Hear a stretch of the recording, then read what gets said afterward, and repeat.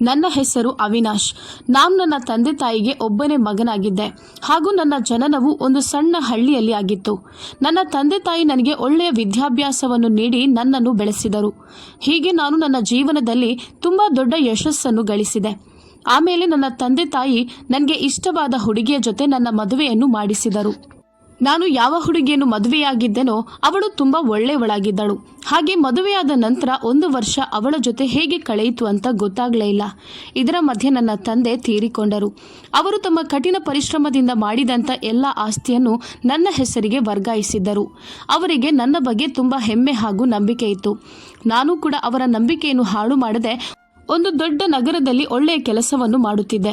ನನ್ನ ಸಾಂಸಾರಿಕ ಜೀವನವೂ ಸಹ ಒಳ್ಳೆಯ ರೀತಿಯಲ್ಲಿ ಸಾಗುತ್ತಿದ್ದವು. ಆದರೆ ಒಂದೇ ಒಂದು ಮಾತು ನನ್ನ ಮನಸ್ಸಿನ ಮೂಲೆಯಲ್ಲಿ ಮನೆ ಮಾಡಿತ್ತು. ಬಹುಶಃ ಅದು ನನ್ನ ಜೀವನದ ಅತ್ಯಂತ ದೊಡ್ಡ ಆಸೆಯೂ ಆಗಿತ್ತು. ನಾನು ಆದಷ್ಟು ಬೇಗ ತಂದೆಯಾಗಬೇಕೆಂದಿದ್ದೆ. ಅದು ಕೂಡ ಒಬ್ಬ ಮಗನ ತಂದೆಯಾಗೋದು ನನ್ನ ಹೆಬ್ಬಯಕೆ ಆಗಿತ್ತು. ಯಾಕಂದರೆ ಅವನು ನನ್ನ ಮನೆತನವನ್ನು ಮುಂದುವರಿಸುವವನಾಗಿದ್ದ. ಅವನು ನನ್ನ ಉತ್ತರಾಧಿಕಾರಿಯಾಗಿದ್ದ. ಅದಲ್ಲದೆ ಮಗನಾದರೆ ಅವನು ನಮ್ಮ ಮನೆತನದ ಹೆಸರನ್ನು ಬೆಳಗಿಸುತ್ತಾನೆ, ಆಸ್ತಿಪಾಸ್ತಿಗಳನ್ನು ಸಂಭಾಳಿಸಿಕೊಳ್ಳುತ್ತಾನೆ. ವಯಸ್ಸಾದಾಗ ಮಗನೇ ತಾನೇ ತಂದೆಗೆ ಆಸರೆ. ಹಾಗಾಗಿ ನಾನು ದೇವರಲ್ಲಿ ಮಗನಿಗೋಸ್ಕರ ಪ್ರಾರ್ಥಿಸುತ್ತಿದ್ದೆ. ಹಾಗೆ 1 ವರ್ಷದ ದಾಂಪತ್ಯ ಜೀವನದ ಆ ಒಂದು ಹಂತದಲ್ಲಿ ನನ್ನ ಪತ್ನಿ ಗರ್ಭವತಿಯಾದಳು. ನನ್ನ ಅಮ್ಮ ಕೂಡ ಅವಳಿಗೋಸ್ಕರ ದೇವರಲ್ಲಿ ಪ್ರಾರ್ಥಿಸುತ್ತಿದ್ದರು. ಅವಳು ಒಂದು ಗಂಡು ಮಗುವಿಗೆ ಜನ್ಮ ನೀಡಲಿ ಅಂತ ಅವರ ಬಯಕೆಯೂ ಆಗಿತ್ತು. ನಾನು ಸಹ ಹೃದಯದಲ್ಲಿ ನನಗೆ ದೇವರು ಮಗನನ್ನೇ ಕೊಡಲಿ ಅಂತ ಪ್ರಾರ್ಥಿಸುತ್ತಿದ್ದೆ. ಸರಿಯಾಗಿ 9 ತಿಂಗಳು ಮುಗಿಯುವ ಹೊತ್ತಿಗೆ ನನ್ನ ಹೆಂಡತಿ ಒಂದು ಹೆಣ್ಣು ಮಗುವಿಗೆ ಜನ್ಮ ನೀಡಿದಳು.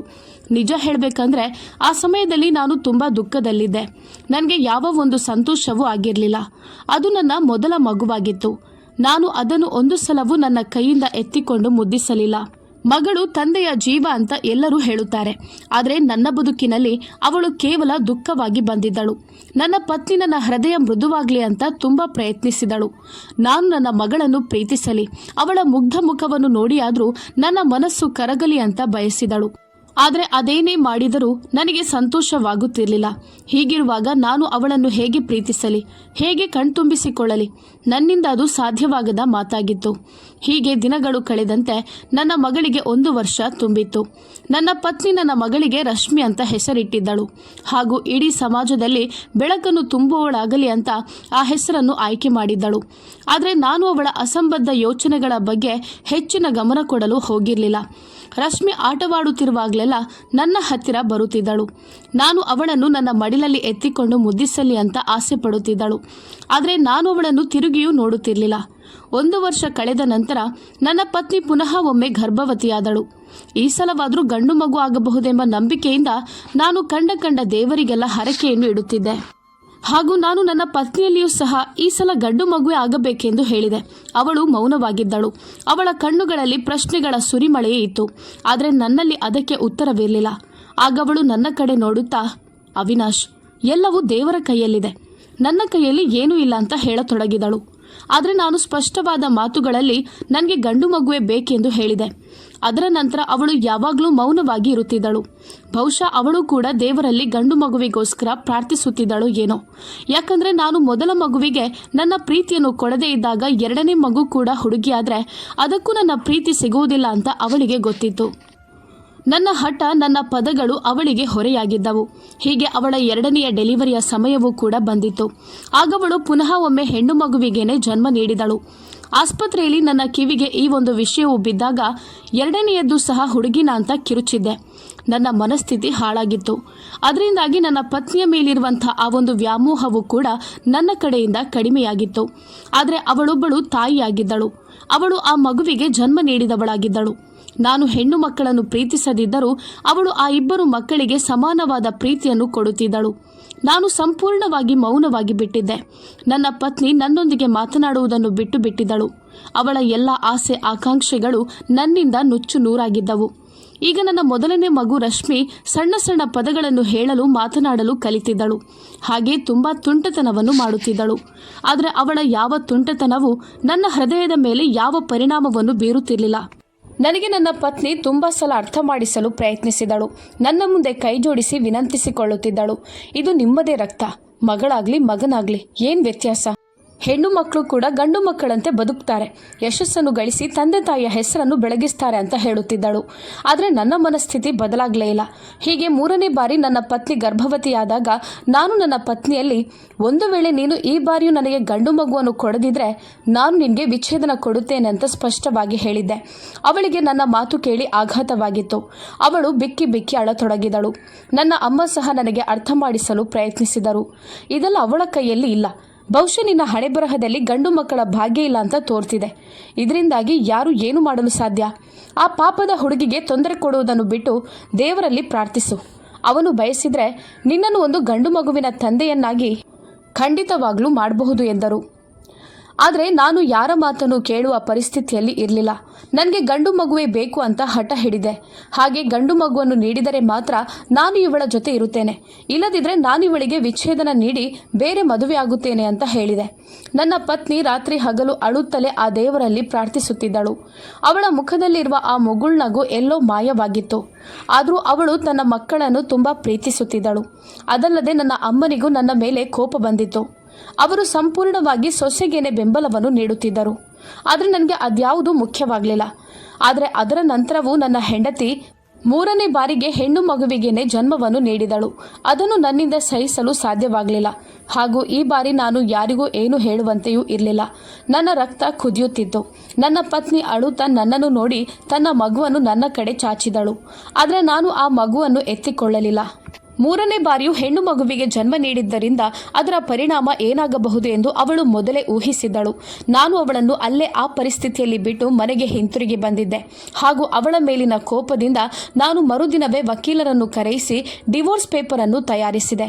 ನನ್ನ ಪತ್ನಿ ಆಸ್ಪತ್ರೆಯಿಂದ ಹಿಂತಿರುಗಿ ಮನೆಗೆ ಬರುತ್ತಿದ್ದಂತೆಯೇ ನಾನು ಅವಳ ಮುಖದ ಮೇಲೆ ಆ ಪೇಪರ್ ಅನ್ನು ಎಸೆದು, ನನಗೆ ನಿನ್ನ ಜೊತೆ ಇರಲು ಇಷ್ಟ ಇಲ್ಲ, ಒಂದು ಗಂಡು ಮಗುವನ್ನು ಸಹ ಹೆತ್ತುಕೊಡಲು ಸಾಧ್ಯವಾಗದೇ ಇರುವ ನಿನ್ನೊಂದಿಗೆ ಜೀವನ ಪೂರ್ತಿ ನಾನು ಹೇಗೆ ಸಂಸಾರ ನಡೆಸಲಿ ಅಂತ ಕಟುವಾಗಿ ಕೇಳಿದೆ. ಅವಳು ಅಳುತ್ತಾ ನನ್ನ ಕಾಲಿಗೆ ಬಿದ್ದು ಬೇಡಿಕೊಂಡಳು. ಅವಿನಾಶ್, ಇದೆಲ್ಲವೂ ನನ್ನ ಕೈಯಲ್ಲಿ ಇರ್ತಿದ್ರೆ ಇಡೀ ಪ್ರಪಂಚದಲ್ಲಿರುವ ಸಂತೋಷವನ್ನು ತಂದು ನಿಮ್ಮ ಕಾಲಡಿಯಲ್ಲಿ ಹಾಕ್ತಿದ್ದೆ.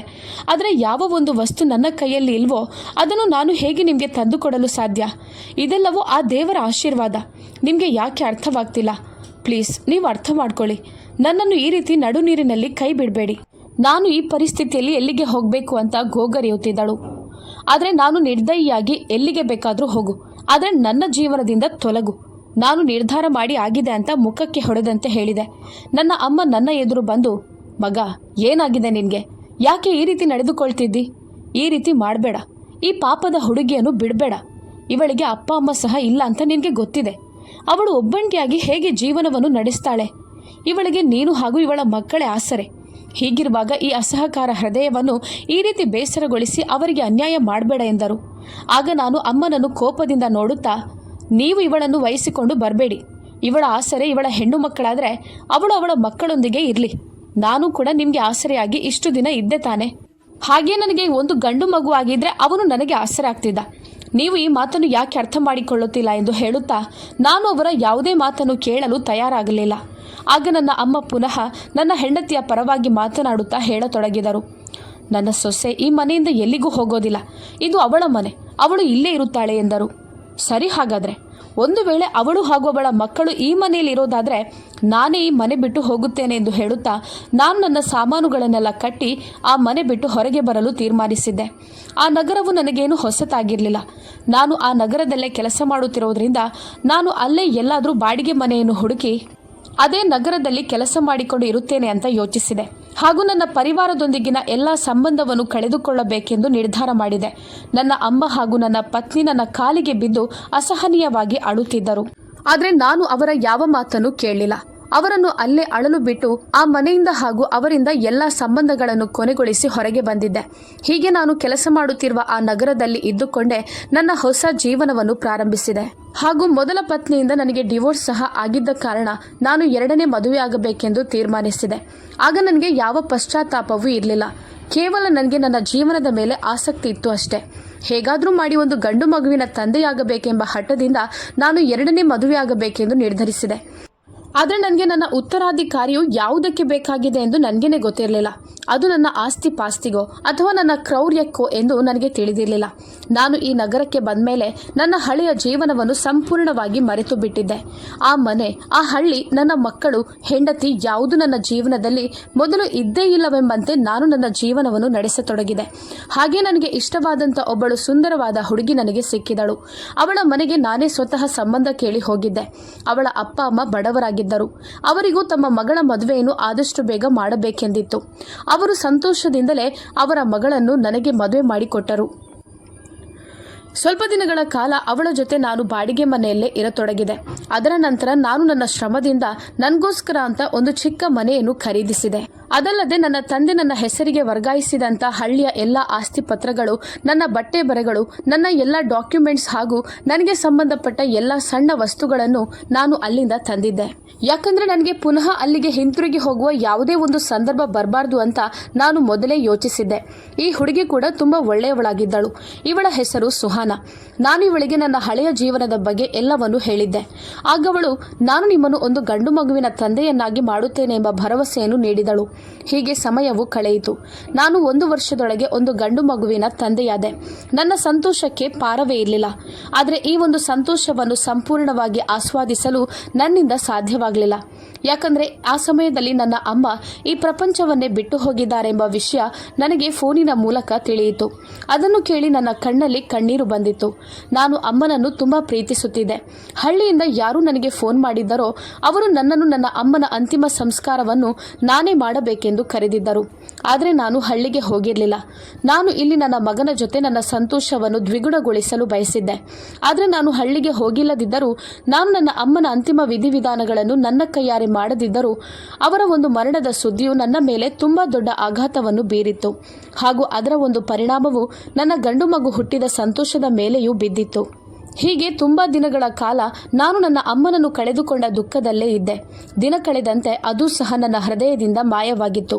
ಅದಲ್ಲದೆ ಇದರ ಮಧ್ಯೆ ನನ್ನ ನೋಟದಲ್ಲಿ ನನ್ನ 2ನೇ ಪತ್ನಿಯ ಮೇಲೆ ಗೌರವ ಹಾಗೂ ಪ್ರೀತಿ ಹೆಚ್ಚಾಗತೊಡಗಿತ್ತು. ಯಾಕಂದರೆ ಅವಳಿಂದಾಗಿ ನಾನು ಒಂದು ಗಂಡು ಮಗುವಿನ ತಂದೆಯಾಗಿದ್ದೆ.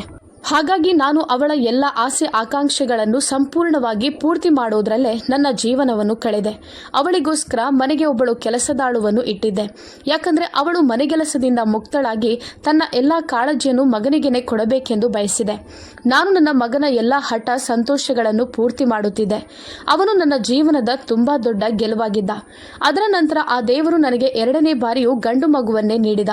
ಹಾಗಾಗಿ ನನ್ನ ಅಹಂಕಾರವು ಮುಗಿಲು ಮುಟ್ಟಿತ್ತು. ನನ್ನ ಕನಸುಗಳು ವಾಸ್ತವಕ್ಕೆ ಬದಲಾಗಿದ್ದರಿಂದ ನನ್ನ ಸಂತೋಷವನ್ನು ಯಾರಿಂದಲೂ ಹಿಡಿದಿಡಲು ಸಾಧ್ಯವಾಗಲಿಲ್ಲ.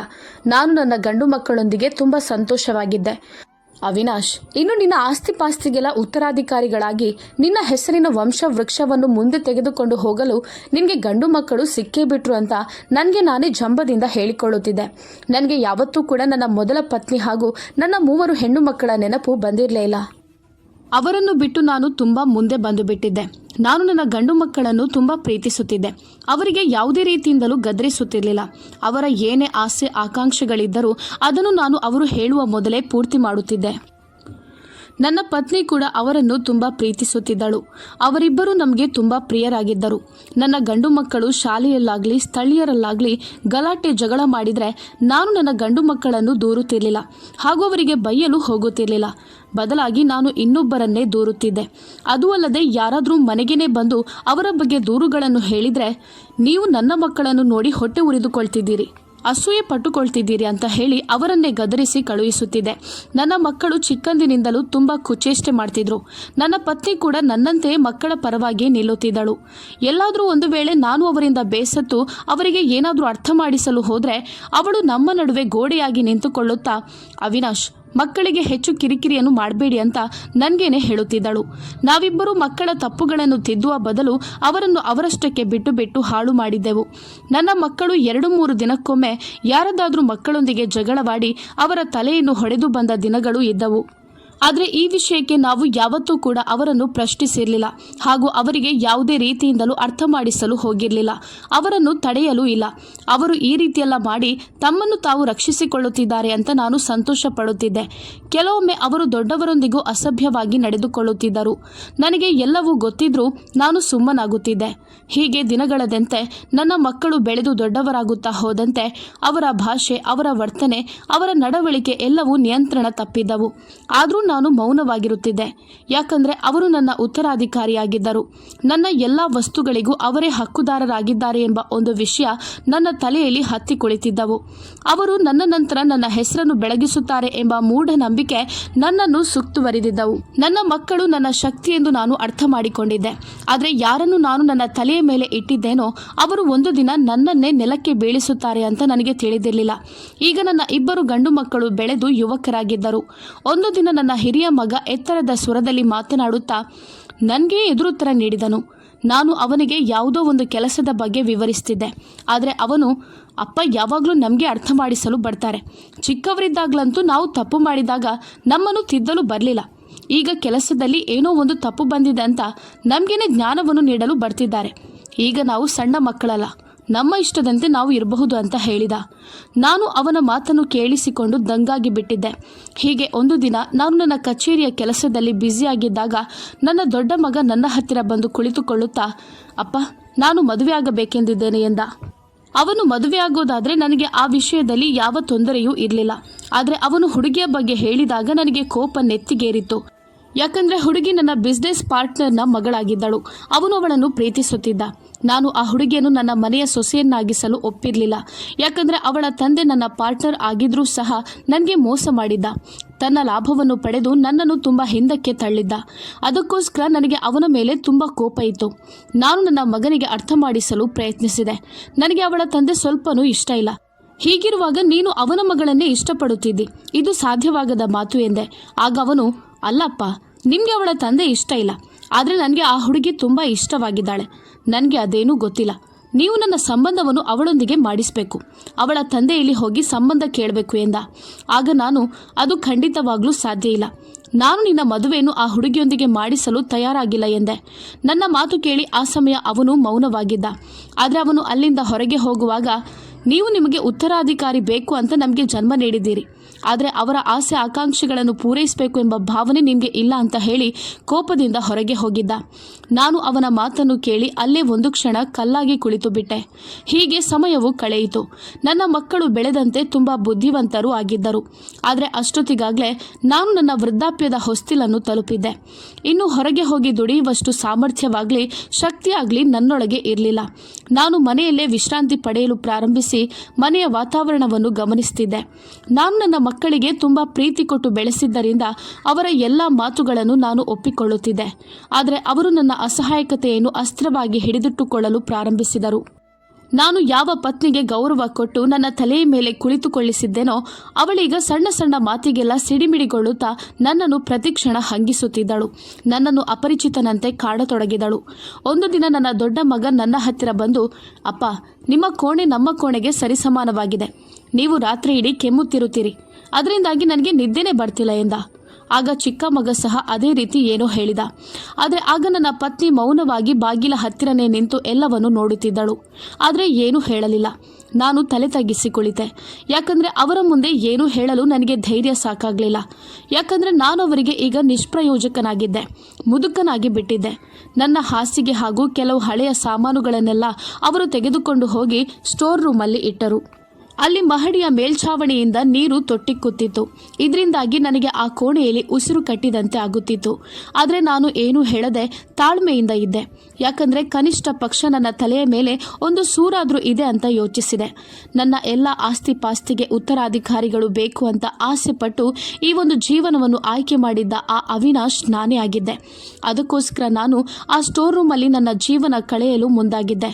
ಅಲ್ಲಿ ಛಾವಣಿಯಿಂದ ತೊಟ್ಟಿಕ್ಕುತ್ತಿದ್ದಂತಹ ನೀರು ನನ್ನ ಮೇಲೆ ಬೀಳುತ್ತಿದ್ರೂ ನಾನು ನನ್ನ ಮುಖವನ್ನು ಕಂಬಳಿಯಿಂದ ಅಡಗಿಸಿ ಸುಮ್ಮನಾಗಿರುತ್ತಿದ್ದೆ. ಕೆಲವೊಮ್ಮೆ ಹೆಚ್ಚಾದ ಕೆಮ್ಮಿನಿಂದಾಗಿ ರಾತ್ರಿ ಹಗಲು ನಿದ್ದೆ ಇಲ್ಲದೆ ಇರುತ್ತಿದ್ದೆ. ನನ್ನ ಹೆಂಡತಿಗೆ ನನ್ನ ಬಗ್ಗೆ ಕಿಂಚಿತ್ತೂ ಕಾಳಜಿ ಇರಲಿಲ್ಲ. ಆದರೆ ನಾನು ನನ್ನ ಗಂಡು ಮಕ್ಕಳ ಜೊತೆ ಇದ್ದೇನೆ, ನಾನೇ ತುಂಬ ಅದೃಷ್ಟಶಾಲಿ ಎಂಬ ಯೋಚನೆಯಲ್ಲೇ ನನ್ನ ದಿನವನ್ನು ಕಳೆಯುತ್ತಿದ್ದೆ.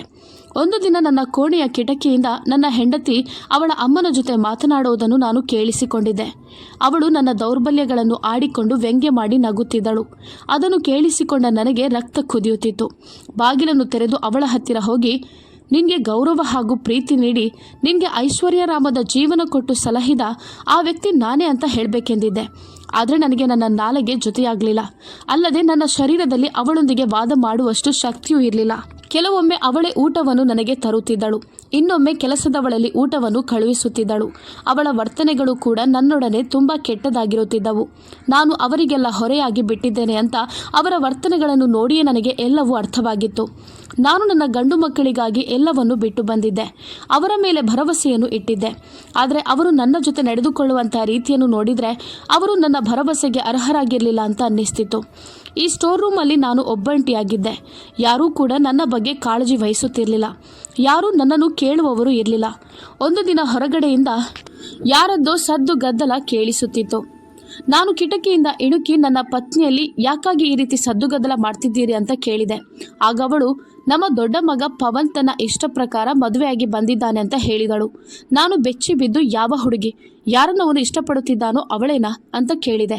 ಆಗ ಅವಳು ನಗುತ್ತಾ, ಹೌದು, ಆ ಹುಡುಗಿನೇ. ನಿಮ್ಮ ಹಾಗೆ ಅವಳ ಅಪ್ಪ ಕೂಡ ಈ ಮದುವೆಗೆ ಒಪ್ಪಿರಲಿಲ್ಲ. ಹಾಗೆ ಅವರು ಓಡಿ ಹೋಗಿ ಮದುವೆ ಮಾಡಿಕೊಂಡು ಬಂದಿದ್ದಾರೆ.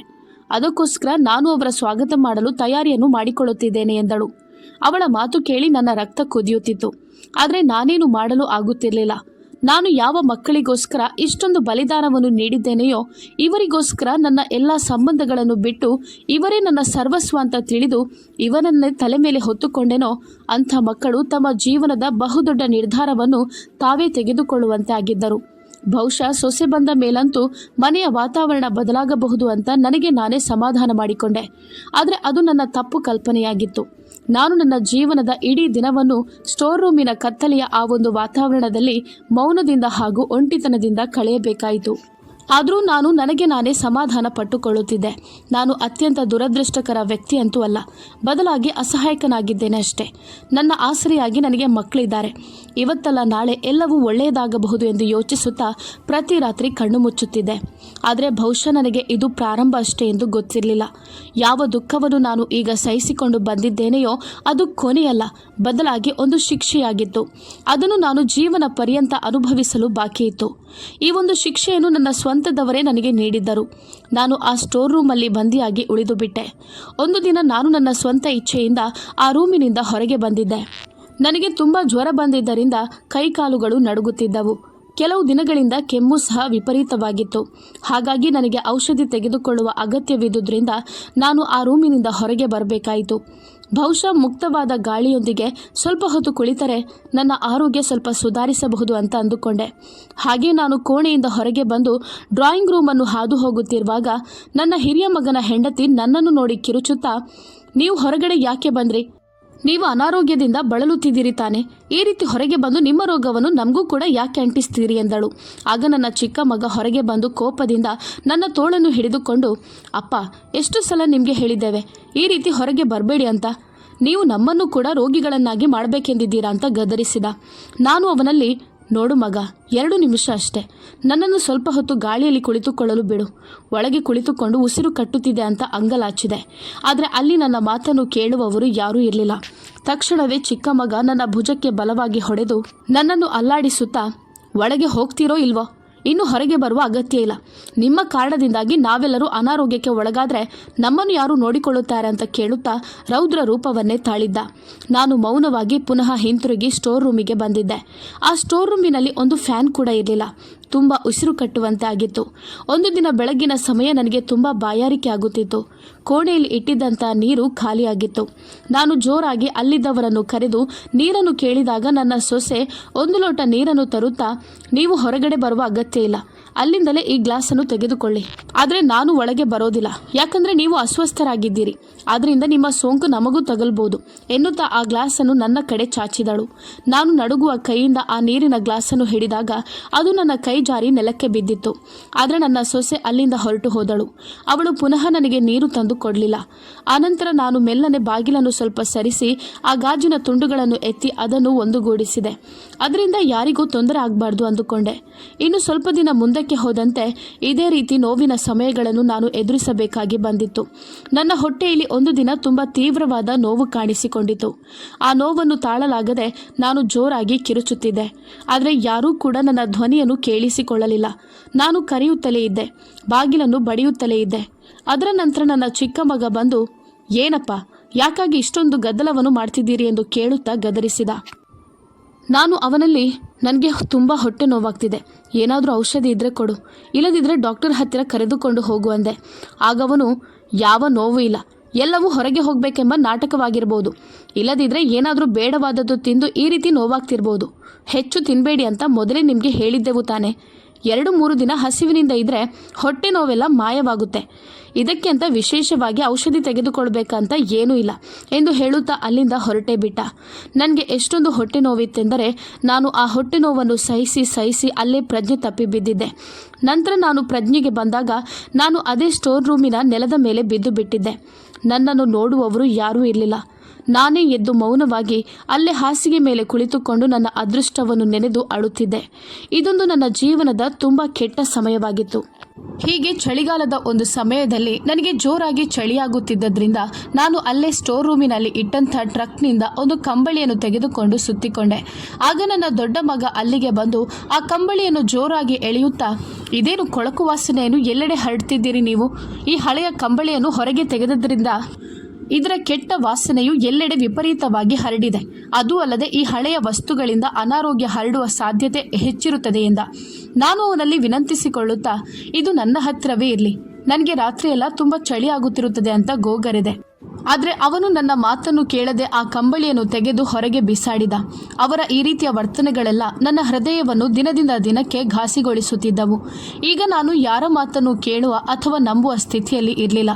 ನನ್ನ ನಂಬಿಕೆ, ನನ್ನ ಪ್ರೀತಿ ಎಲ್ಲವೂ ನುಚ್ಚು ನೂರಾಗಿದ್ದವು. ಎಲ್ಲಕ್ಕಿಂತ ಮುಖ್ಯವಾಗಿ ನಾನು ಸರ್ವಸ್ವವೆಂದು ತಿಳಿದ ನನ್ನ ಪತ್ನಿಯ ಪ್ರತಿಯೊಂದು ಆಸೆಯನ್ನು ಮೊದಲೆಲ್ಲ ನಾನು ಪೂರೈಸಿದ್ದೆ. ಆದರೆ ಈಗ ಅವಳ ಎಲ್ಲ ಆಸೆ ಆಕಾಂಕ್ಷೆಗಳನ್ನು ಅವಳ ಮಕ್ಕಳು ಪೂರೈಸುತ್ತಿದ್ದಾರೆ. ಹಾಗಾಗಿ ಅವಳು ತನ್ನ ಪತಿಯನ್ನು ಸಂಪೂರ್ಣವಾಗಿ ಮೂಲೆ ಗುಂಪಾಗಿಸಿ ಬಿಟ್ಟಿದ್ದಾಳೆ. ಇಂಥ ಒಂದು ನೋವಿನ ಸಮಯದಲ್ಲಿ ನಾನು ಬೇಡ ಎಂದು ಬಿಟ್ಟು ಬಂದಂಥ ನನ್ನ ಪತ್ನಿ ಹಾಗೂ ನನ್ನ ಹೆಣ್ಣು ಮಕ್ಕಳ ನೆನಪು ನನಗೆ ತುಂಬ ಕಾಡಲು ಪ್ರಾರಂಭಿಸಿತು. ಒಂದು ವೇಳೆ ನಾನೀಗ ಅವಳ ಜೊತೆ ಇದ್ದಿದ್ರೆ ಬಹುಶಃ ಅವಳು ನನ್ನ ಸೇವೆಯನ್ನು ಮಾಡುತ್ತಿದ್ದಳು ಅಂತ ಅನ್ನಿಸಿ ಮನಸ್ಸು ತುಂಬ ಭಾರವಾಗತೊಡಗಿತ್ತು. ಇನ್ನು ನನ್ನಿಂದ ನನ್ನ ಮಕ್ಕಳ ಈ ಕೆಟ್ಟ ವರ್ತನೆಗಳನ್ನೆಲ್ಲ ಸಹಿಸಲು ಸಾಧ್ಯವಾಗುತ್ತಿರಲಿಲ್ಲ.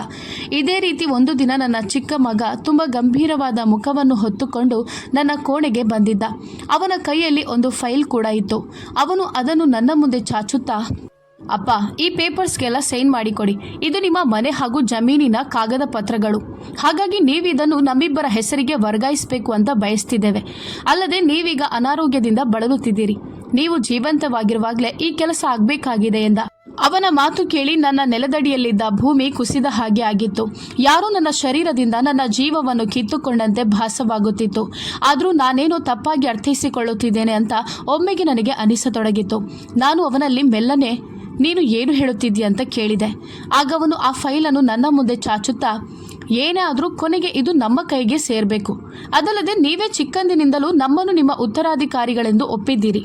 ಹಾಗಿರುವಾಗ ಕಾನೂನಾತ್ಮಕವಾಗಿಯೂ ಈ ಕೆಲಸ ಆಗಿ ಹೋಗಲಿ ಎಂದ. ಹೌದು, ನೀವಿಬ್ಬರೂ ನನ್ನ ಉತ್ತರಾಧಿಕಾರಿಗಳೇ, ಅದರಲ್ಲಿ ಯಾವ ಸಂಶಯವೂ ಇಲ್ಲ. ಆದರೆ ನಾನು ಜೀವಂತವಾಗಿರುವವರೆಗೂ ಇದು ನನ್ನ ಹೆಸರಲ್ಲೇ ಇರಲಿ. ನನ್ನ ಮರಣದ ನಂತರ ಈ ಹಕ್ಕು ನಿಮಗೆ ಸಿಗುತ್ತದೆ ಅಂತ ಹೇಳಿದೆ. ಆಗ ಬಾಗಿಲ ಹತ್ತಿರ ನಿಂತುಕೊಂಡು ಇದೆಲ್ಲವನ್ನು ಕೇಳಿಸಿಕೊಳ್ಳುತ್ತಿದ್ದ ನನ್ನ ಹಿರಿಯ ಮಗ ನನ್ನ ಮುಂದೆ ಬಂದು, ನೀವೀಗ ಪ್ರತಿದಿನ ತಾಳಲಾಗದೇ ಇರುವಂಥ ಅಸ್ವಸ್ಥತೆಯನ್ನು ಅನುಭವಿಸ್ತಿದ್ದೀರಿ. ಹೀಗಿರುವಾಗ ಮರಣದ ಸಮಯವು ಎಷ್ಟು ದೂರ ಇರಬಹುದು? ನಾವು ನಿಮ್ಮ ಉತ್ತರಾಧಿಕಾರಿಗಳಾಗಿರುವಾಗ ನೀವು ನಮಗೆ ಇದೆಲ್ಲವನ್ನು ಕೊಡಲು ಯಾಕೆ ಹಿಂಜರಿಯುತ್ತಿದ್ದೀರಿ ಎಂದು ಅವರಿಬ್ಬರು ಜೊತೆಯಲ್ಲೇ ಒಂದೇ ಭಾಷೆಯನ್ನು ಬಿಡದೆ ಮಾತನಾಡುತ್ತಿದ್ದರು. ಅವರ ತಾಯಿ ಅವರ ಹಿಂದೆ ನಿಂತಿದ್ದಳು. ನಾನು ಅವರಿಗೆ ಅರ್ಥ ಮಾಡಿಸಲು ಪ್ರಯತ್ನಿಸುತ್ತಿದ್ದೆ. ಇದೆಲ್ಲವೂ ನಿಮ್ಮದೇ, ಆದರೆ ಈಗ ನಾನು ನಿಮ್ಮ ಹೆಸರಿಗೆ ವರ್ಗಾಯಿಸುವುದಿಲ್ಲ ಅಂತ ಸ್ಪಷ್ಟವಾಗಿ ಹೇಳಿದೆ. ಆಗ ನನ್ನ ಹಿರಿಯ ಮಗ ಕೋಪದಿಂದ, ನಾವಿನ್ನೂ ಚಿಕ್ಕ ಮಕ್ಕಳಲ್ಲ, ನಿಮ್ಮ ಬಗ್ಗೆ ನಮಗೆ ಎಲ್ಲವೂ ಗೊತ್ತಿದೆ.